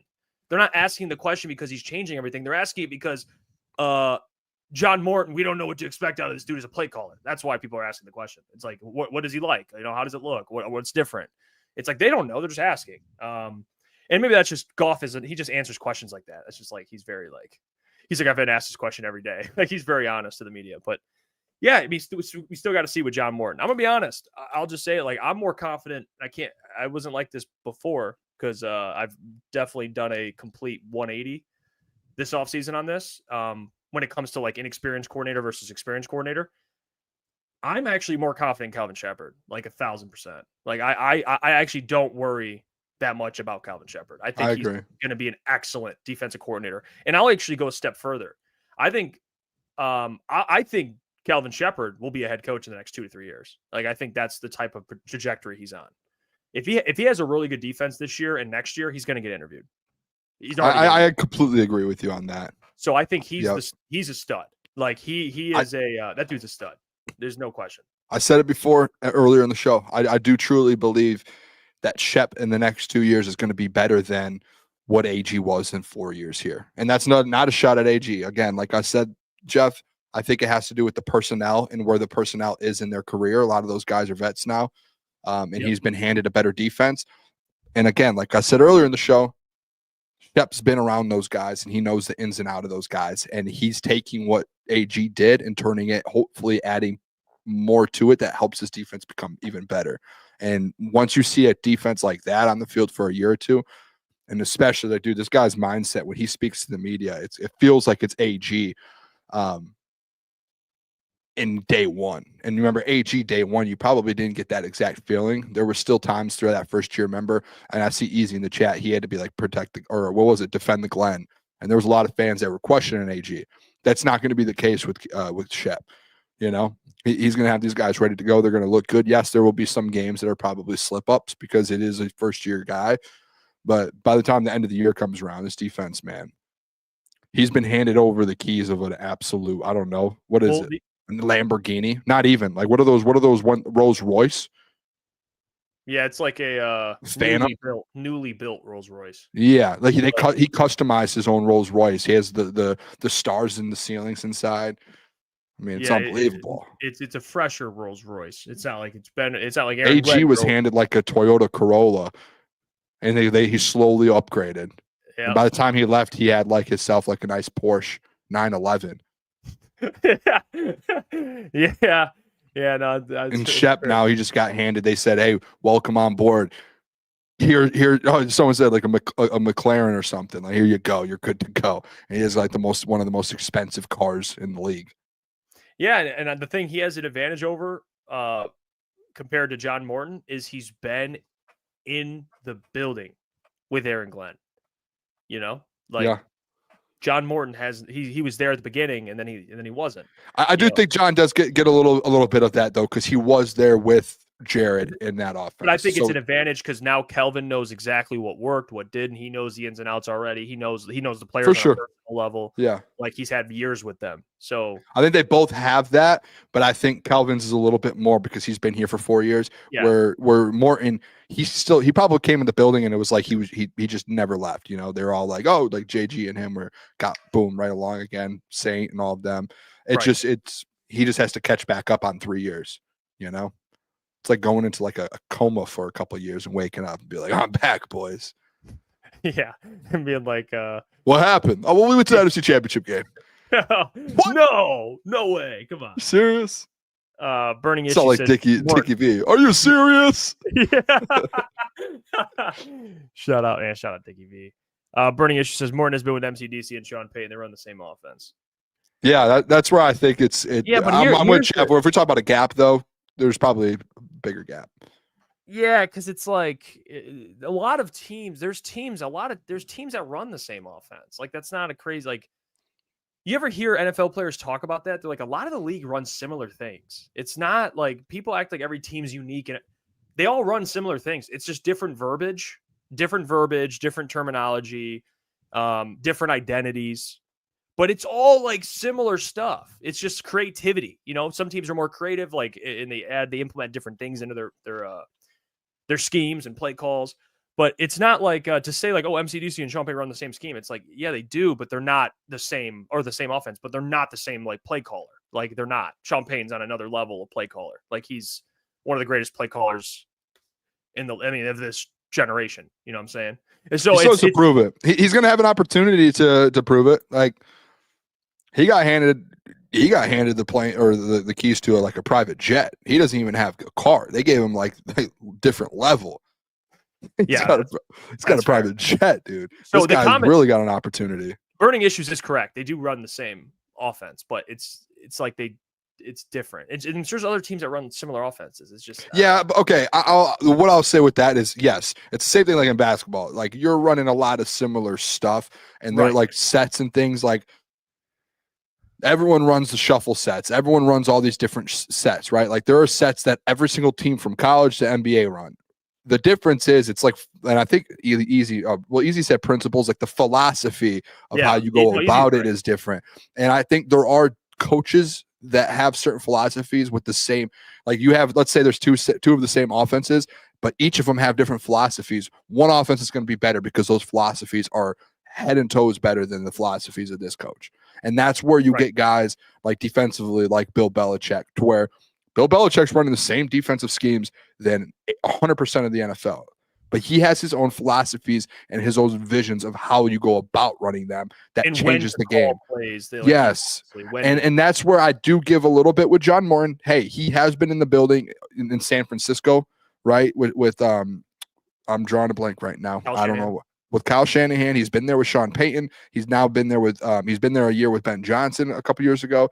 He's been there with John Gruden. So he knows, like he has seen different philosophies, and he knows he's been literally with the best in the world of all time, essentially, to where he knows what those philosophies are. And I think a lot of the Lions players offensively, Jeff, that are coming out talking about John Morton, the thing that they say is like, hey, John knows what he wants, and he is very, very good at communicating, and this stuff is elite. Like every single offensive player has said that about you. There's not been one like, and you could be like, well, they're never going to say negative thing about coaches. Like, no, players do. Like players will come out and say how it is. Like in media that's there, media will be able to see it. And everyone's reported that John Morton has so far, everyone loves, and it's been going very, very well. So that you got to take, it's like take it with a grain of salt. It's like, I don't think they would say bad things about John Morton, but they don't have to say good things. Yes, exactly. You know what I'm saying? And they do. They say. And if there were, again, negative things going on, and you could tell, there's media at every single practice. And there's 20, 30 of them. It's not like there's like a couple that were like the media would throw out there, hey, it looked like this player got into a John Morton. Didn't look like a good, I don't know.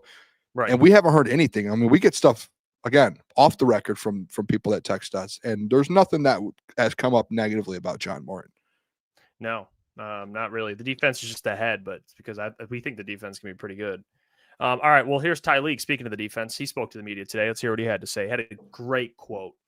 Feel a sense of expectation on your shoulders coming in as a rookie to make an impact for this team?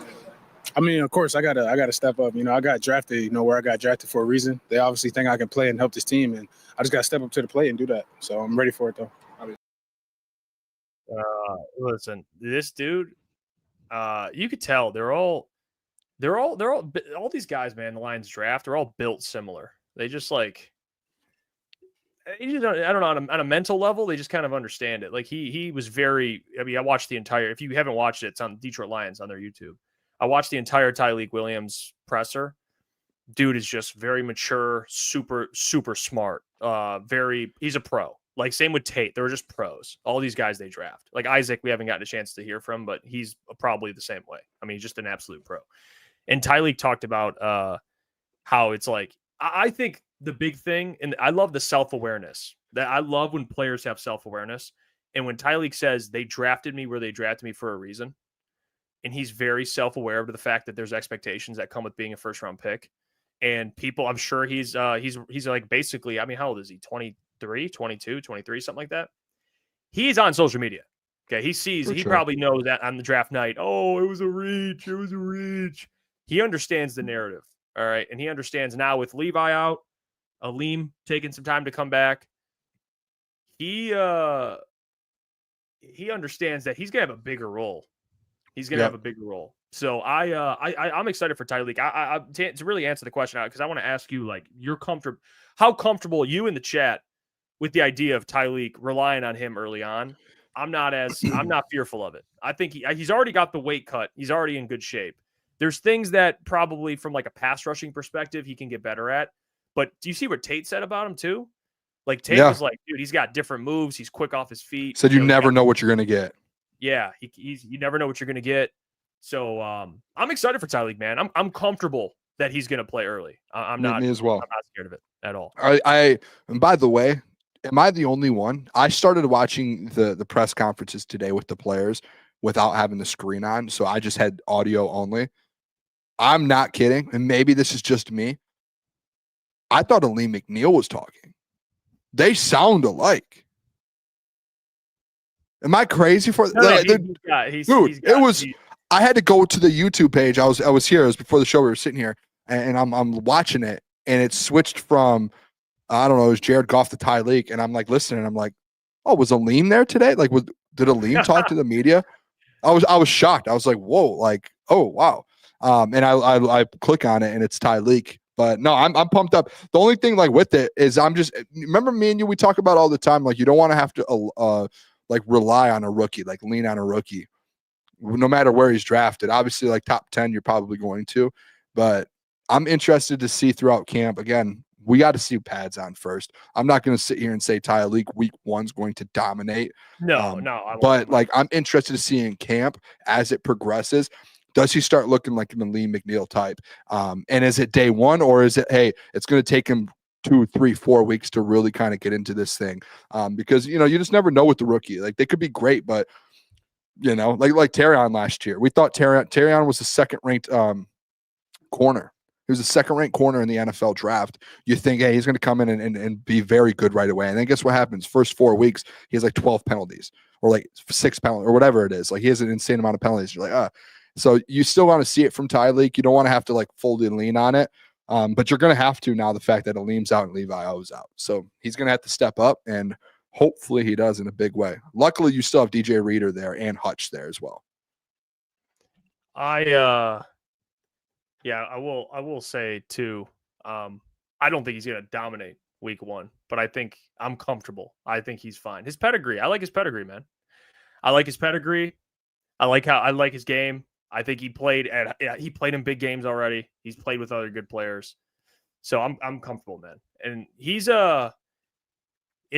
honestly, he's farther ahead in terms of like the weight thing. So I'm excited. Yes. I really am. Yep. Let's I do want to show John's takeaways here, and we can kind of break that down because there are some things he points out that we've kind of talked about, but he was there and he got to see some things. He did. And I want to start with where he starts with the scuffle, obviously, and kind of goes through that. And let me put this on screen for you guys. And he mentions like plays in training camp too, which I think are pretty significant. But all right, he gets to obviously the tensions, which by the way, Amon-Ra St. Brown and Brian Branch got into a scuffle, by the way. We didn't even mention that. So which is probably the most surprising scuffle, if I'm being honest. Amon-Ra St. Brown and Brian Branch scrapping.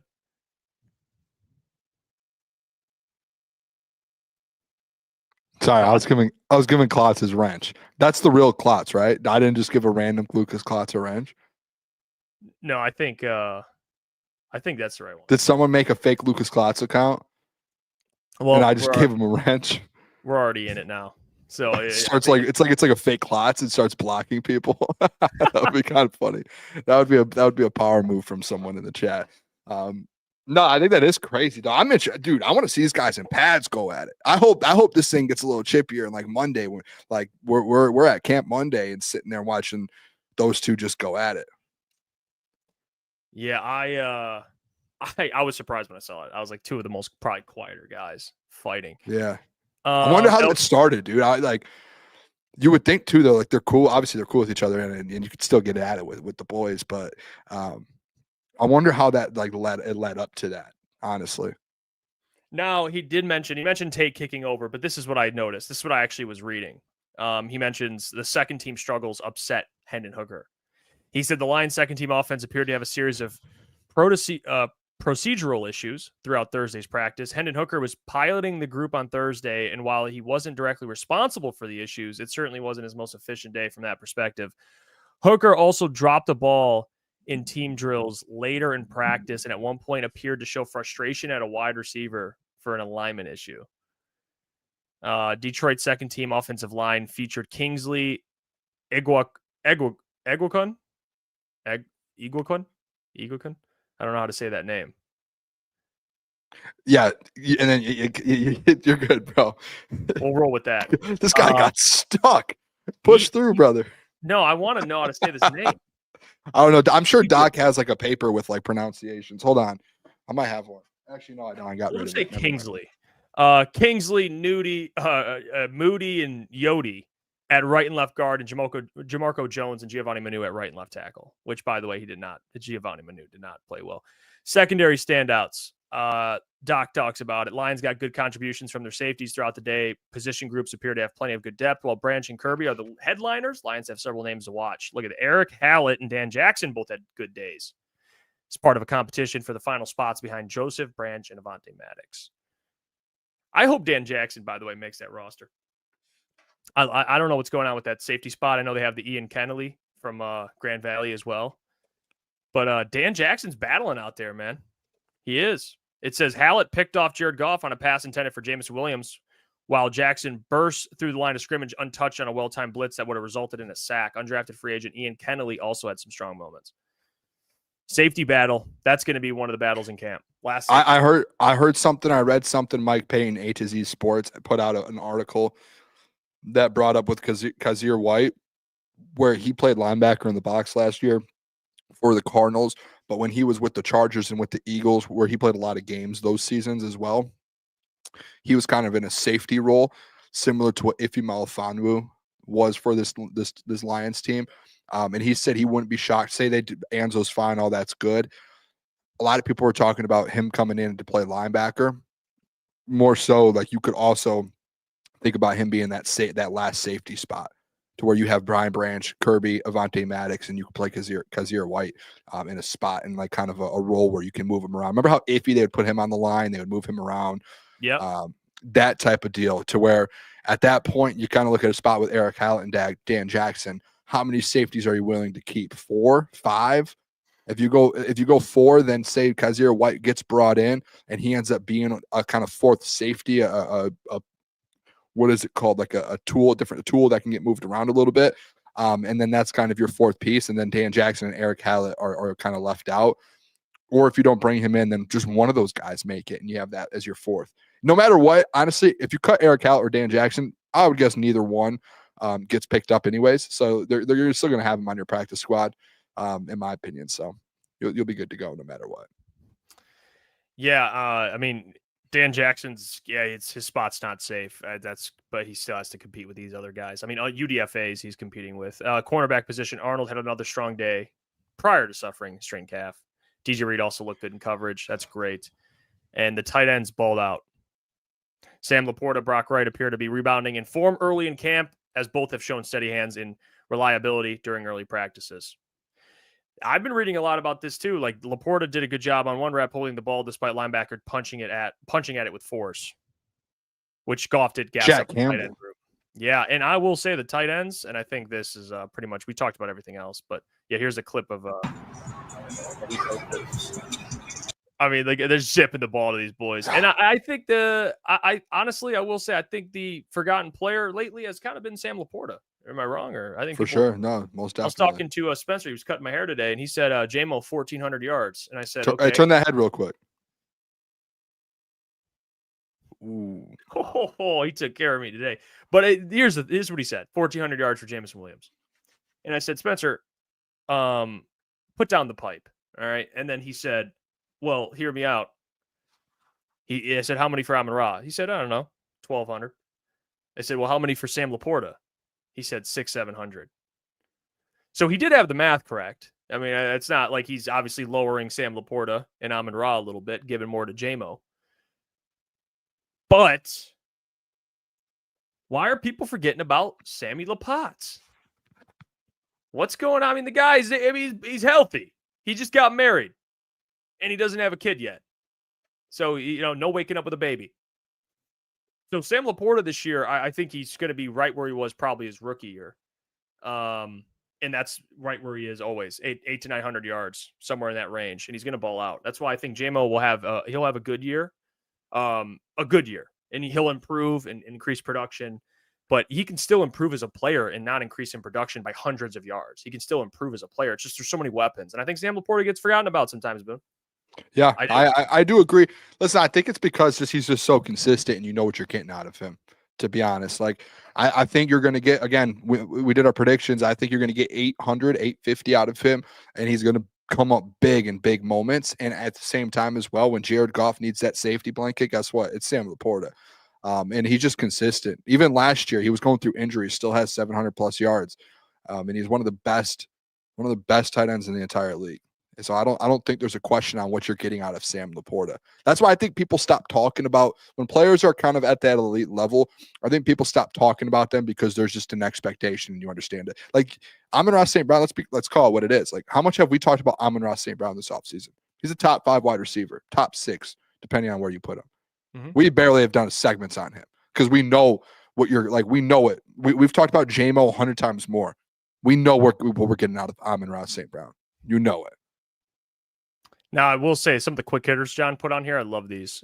Quick hitters. Jake Bates went 3 of 5 on field goal attempts at the end of practice. Hit one from 44, 48, 53.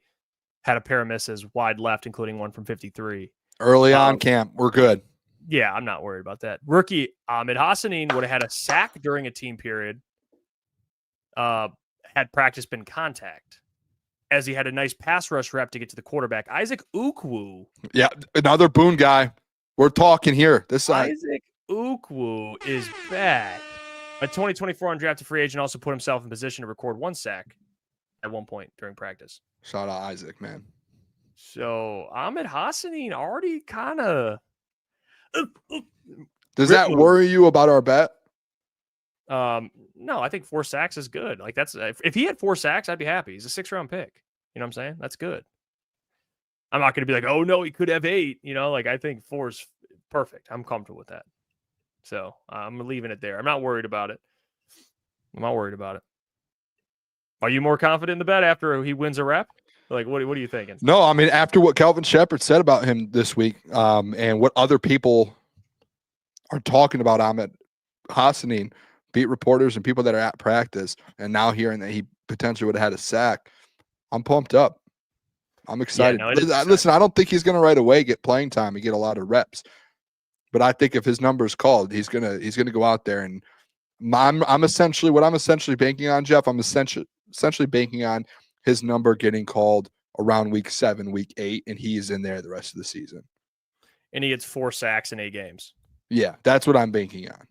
Oh my God! Because I did say earlier in the show, like, I think he's going to be your starter next season, and this is a developmental year. I think he has the ceiling to be that. So you think when he gets in there, he'll get 4 sacks in half the season? Yeah. I think when his number's called, he is going to play very well. I respect it. You just know when a guy, dude, Kelvin Shepherd said it today. Like when he gets his opportunity, he's not going to make a mistake and he's going to take advantage of it. And 2, he works so hard, he's going to hit his ceiling. There's no question about it. If you hear your coach saying that, it's over. Like he's going to be good. He put Christian Mahogany continues to have a strong start to camp. The 2024 6th-round pick handled his reps in an efficient fashion, including a stonewalling of defensive tackle Chris Smith. Nice. Stonewalled Chris Smith. Yeah, we know Chris Mahogany is going to be good. Veteran quarterback DiCaprio Boodle. Oh my God! Respect, man. This guy. What a name. Boodle. All time. That's an all-time NFL name. I'll say it again. DiCaprio Boodle had a nice takeaway, stripping the ball from Ronnie Bell. I forget Ronnie Bell's on the roster late in practice. Who is DiCaprio Boodle? I don't know. I'm looking it up right now, though. I feel like we're being pranked. Not Leonardo DiCaprio. Boodle. Wow. Wow. 5th year in the NFL. Played for the Chiefs 2 years. Played in 7 games in 2 years for the Chiefs. 8 games in 23 with the Carolina Panthers. And he played in 7 games last year with the Los Angeles Chargers out of Nebraska. Yeah, it sounds like a Nebraska type of. Yeah, he went to Nebraska. That makes DiCaprio Boodle. I like it. He also put on here. That's Doc's guy. Mason Miller struggled throughout the day. He was just hyping him up yesterday. He appears to be playing too tall out of his stance. He was beat by Keith Cooper and Ahmed Hassanin during a drill where skilled players were conducting 7-on-7s. So there you go. Keith Cooper and Ahmed getting after it, beating up on Mason Miller. undrafted offensive lineman. Last one, on a sweltering day at Teams Allen Park Performance Center, several reporters took to the shade. However, this writer did not and elected to remain in the heat for the duration of Thursday's practice. I love the doc, dude. This guy is unbelievable. That is one of the funniest things I have ever seen in an article on Sports Illustrated. He used the last point to gas himself up. There's no way. He did text us today, man. And this is why I love the man. I'll read the text because it's so funny. However, this writer did not and elected to remain in the heat. What did he text us? Thursday's practice. Hold on a sec. Doc. He said, I want credit today on the show. You see who hid from the heat? They outed themselves. He said, I'm the guy. He's the doc's not hiding. I'm hydrated. I'm good to go. The doc is the best, dude. Yeah, as long as he's happy. I can't believe he put that in his article, dude. That is so funny. Oh man. Yeah, that's such a doc. Yeah, that's the most doc thing I've ever read. I mean, that's just. I cannot believe that. I thought we were about to get another fact about the camp. About camp. No. He hit us with several beat writers hitting the shade. No, he didn't. It wasn't 110 degrees out today, too. It was hot. Yeah, Michael, that's a bar too. Doc might not have sought out shade, but he threw it. Definitely threw some shade there. All right, Boone, you want to go around the NFL, or what do you want to do? Get the mailbag, go around the NFL? No, we could definitely do it. We don't really have camp stuff. It's more so just different storylines around the NFL, how we feel about them. There are some stuff in camp. By the way, let's start off with this. Justin Fields. Did you see today? If you want to throw music on, it's up to you. Hey, it doesn't matter. It already happened. This guy, man, this is unbelievable work there. Justin Fields today. I don't know if anyone saw this. I was sitting at work and getting an alert on my phone, and my phone starts blowing up. Justin Fields carted off the practice field today, and no one knew what was going on. Typically, Jeff, I was sitting there at work and talked to the guy next to me. I said, cart off. If it's a hamstring or if it's a calf strain, you're walking off the field, right? Rolled ankle, even in ACL, you're probably walking off the field. Only time you really get carted off is if an Achilles happens, right? That's the big one, or a broken leg, something that's broken or an Achilles. That's when okay, you see a little cart, and not even that. You do see people walk off with Achilles, but it was non-contact. And first thing goes through my mind is they had Aaron Rodgers' Achilles. Now they have Justin Fields' Achilles. Jeff, this guy dislocated his toe and got carted off the field. Which probably just to protect the toe. But what, you just walk? Yeah, I mean, but not everyone can. You see Tyrese Halliburton? He tried to walk off like Kobe, couldn't do it. Yeah, but that's an Achilles, dude. I respect. Dude, if you walk off an Achilles, good, dude. You're the dude. If you need help, good, you're still the dude. That's a tough injury. It's got hurt a toe. Yeah, I broke a toe before. When I saw it, I figured his season was over.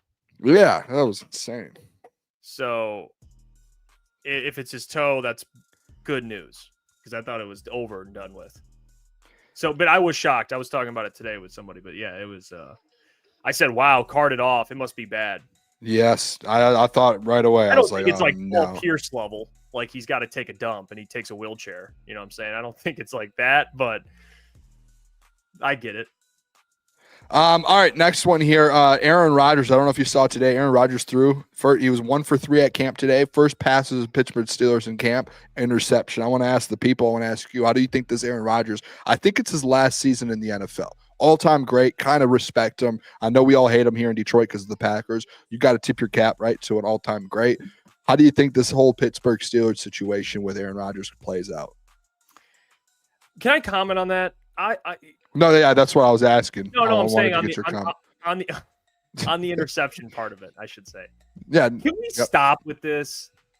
Every time someone throws a pick in camp, everyone tweets about it, but when Goff does it, no one gives a damn. I don't care. A lot of people did today. I think JJ Watt put it out. He's like, dude, you're supposed to make mistakes like in practice. Like Caleb Williams threw a pick like yesterday, and everyone's like, "Oh my god, he threw a pick." And then Aaron Rodgers throws a pick. It's like, "Oh my god, he threw a pick." And then Jared Goff throws a pick. It's like, "Oh, good play by Taran." I mean, guys, like, can we be consistent? Who cares? Who cares about a pick in training camp? Who cares? No one cares. No one cares. Sorry. But how do I think he's going to do? How I think he's going to do is completely unrelated to him throwing a pick. Okay, I'll say that. I don't think it's going to end well. I think they missed the playoffs. I think Mike Tomlin and the Steelers split up. And I think Aaron Rodgers goes into retirement missing the playoffs. So that's what I think. I've already said that about Aaron Rodgers. I don't think it's going to work out with the Steelers. I just don't. It smells like a disaster to me. Yep. But we'll see. But I think he goes into retirement missing the playoffs. That's what I think. I think they just sneak in. But I'm with you too on the interception stuff. I don't think it's that big of a deal. I really don't. I think at the end of the day, it's you're trying to get better. You're going to have to you have to learn and make plays, especially in preseason and in training camp, to be able to kind of get that rhythm down. Next one here, Jeff. This one's for you here, because this is a thing that hasn't only just been today reports of. It's been the last 3 days. I found an article today. There is an ESPN person, reporter, that's doing a daily update on the Chicago Bears. So they must be at camp. Every single report through the first 3 days coming out of the camp offensively is very negative. And the exact report here that I read this morning, the start of it was Bears sloppy offense has Ben Johnson's attention. And it says, let me read just a little bit of this article for you, just so you have an idea of what's going on in this room, Jeff. Yeah, of course. And this is Thursday, July 24th. This is today's practice. So day 3, day 4. It's actually practice number 2, day 3. A sloppy start from the first team offense during an 11-on-11 period featured a pre-snap penalty, a fumbled snap, issues getting out of the huddle, and a moment when Caleb Williams fell down evading pressure. And then there are reports that Ben Johnson has been, I'm not going to say frustrated, but a little like, hey, fellas, we got to get this together. Like, I get it. This is all new. But the sounds of it, that 11-on-11 start, Jeff, that's different, in my opinion. And I'm not saying this just because you are a little beef here with the Caleb Williams stuff and Ben Johnson. You're on day 2. You're not a rookie quarterback anymore, man. I don't care if you have a new system or not. If you're throwing an interception and trying to make a play, okay, that's one thing. But we're talking about a fumbled snap. You're talking about coming out of the huddle and having issues. You're talking about a pre-snap penalty. You're talking about just tripping while you're running. That's all in one possession. To me, that's like, what are you doing here? And people want to compare Caleb to Jane Daniels. Like, come on now. I don't know. Okay, that's okay. I don't know. Jane Daniels isn't having all 4 of those in one rep. Yeah, but Jane Daniels walked into, you got to remember what these guys are walking into. And again, take my Caleb Williams thing out of it. Let me just look at this objectively, right? Like, let's say Caleb Williams was John Smith. John Smith walked into a coaching staff in which he came out and said last year he didn't even watch film a lot with these guys. Like, no one's helping him watch film. He's by himself figuring out what he's doing wrong. I mean, there's things that he was basically on an island doing. Like, he's like, I guess I'll try and correct my own mistakes by myself. And he does a whole year of that. So am I surprised that they're struggling? No, I don't, because Ben has to get all of these bad habits out. Like, there's so many bad habits they probably have stacked up an entire year that it's probably beyond frustrating. So I'm not surprised. I don't think it's great news, obviously, for like Bears fans. But the defense is going to be way ahead, obviously. Like, the offense, man, they fired their OC midseason. You know, it's just like, it was a disaster all year. So, and Ben's a perfectionist. Like, I remember people reporting about Ben in Detroit. Like, he's been on people's asses for a while. Like, he's an intense guy. That's why I don't really. People are like, can he coach? I mean, I don't know. I like to think he can, because he's a perfectionist. He's attention to detail, and he's not afraid to get on your ass. That's what he does if you're doing something wrong. So I'm not going to panic yet. Now, if we see this in game 1 or week 1, week 2, week 3, week 4, yeah, we can start panicking a little bit. I can be like, well, maybe I was wrong about the Bears, but not yet. I'm not doing it. Last one I want to do here. I just want to throw this out there, and I just want to get your thought on it because we have actually talked about the Kansas City Chiefs a lot on this program.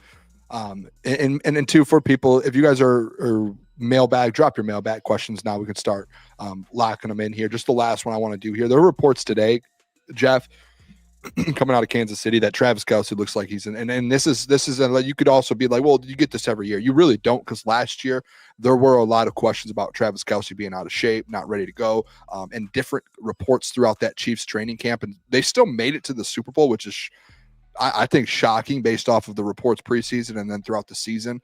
But it seems like that this Chiefs team's kind of locked in on a different level again. And Travis Kelce, and I this was my take a couple weeks ago, Jeff, hope you remember, but that he's going to have one of the better years of his career bouncing back from last year, because he did go on busting with the boys and was like, listen, if we won the Super Bowl, I would have considered retirement. But the only problem that he said, even if they won it, was he felt like he let his teammates down during the season, and he wants to go out on a high note if he was to retire. And last season wasn't it. Do you think that this Chiefs team bounces back and makes the Super Bowl, or based off of kind of this Kelce thing going on? Yeah, I think they're always going to be in the mix. I think the Chiefs are going to win that division. And I think more than that, they're always going to be a threat in the playoffs. They're always going to be a threat. And I say this all the time, as long as you have Mahomes, Andy Reid, and Spags, throw in Kelce, they'll always have a chance to win it. So if you told me that it'll be, it could be a rematch of last year or Lions Chiefs next year, I would not be shocked. Like they're just like one of those, same. It feels like it's like Golden State Warriors-esque. Maybe not as much talent, but when the Warriors are just in there, you're like, okay, it's just. I agree. So no, I would not be shocked. And I honestly, I believe Kelce. I think I wouldn't be shocked if he has a good year. I'm going to take his overs on everything this year. I would be shocked if he had a down year. I do want to throw this out, like Nick P said, Kelce could be in better shape, but I don't think he can move anymore. Nick P, like this is and shout out Nick P, the heart surgeon. But this is the exact point that that the situation that kind of comes along is he was so out of shape last year, it looked like he couldn't move anymore. Right? Like he looked slower. His cuts were worse. Like everything about him playing last year, he wasn't great in yards after catch. Like he did not look like Travis Kelce, and it was because he wasn't in great shape. He said he didn't prepare himself. He did all the movies he said last year and shows, and he was like, I had to eliminate all of that and just go into the year this year. So I think the reason he looked like he couldn't move anymore was because he was out of shape. Travis Kelce in shape, he's going to be just fine. Like he's going to make plays this year. People forget, like if you're an all-time, like I think he's Tony Gonzalez. Like I think he's the greatest tight end. I think greatest ever. But what I'm saying is those top tight ends, they play forever. Like if you take it, Tony Gonzalez at like 37 had almost 1,000 yards. I mean, he's putting up 800 plus yards. These guys, if they're good, dude, they're.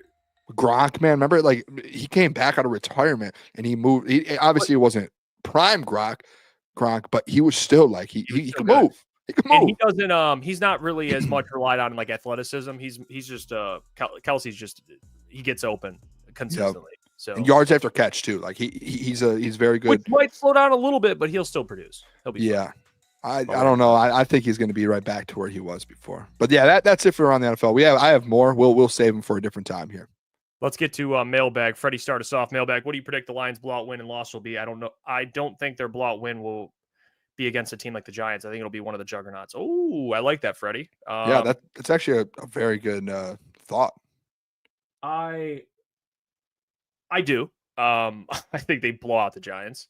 So, if you had to pick like a playoff team, I was going to say Steelers, but they're not a playoff team. I have one.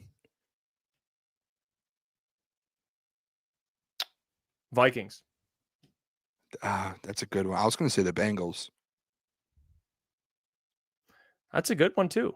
I think they would be able to. I think they could put numbers up on that Bengals defense. I wouldn't be shocked if one of these games they just rattle the Vikings, but the Bengals is a good one too because they'll score a bunch of points on them. So I mean that's fair. That's actually fair. Maybe not. Maybe the Bengals is a better one actually. Yeah, I just think they're just going to put up a bunch of points. It's about stopping Jamar.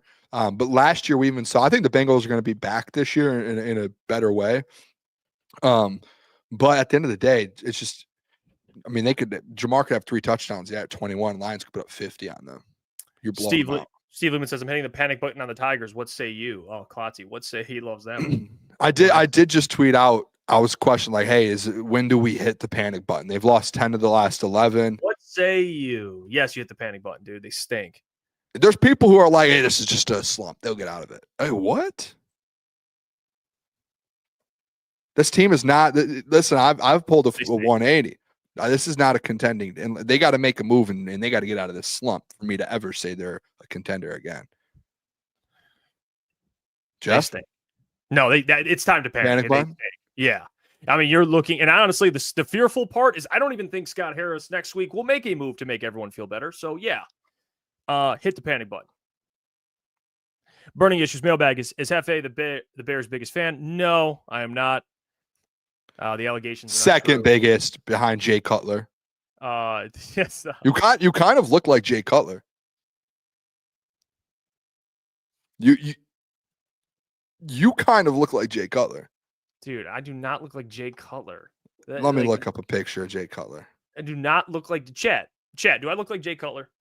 That's ridiculous. Dude. I'll take the Mason Rudolph. Like, people say I look like Mason Rudolph. I don't want to agree with that, but at least it's like, okay, whatever. Jay Cutler? Yeah, Von's right. We're both white.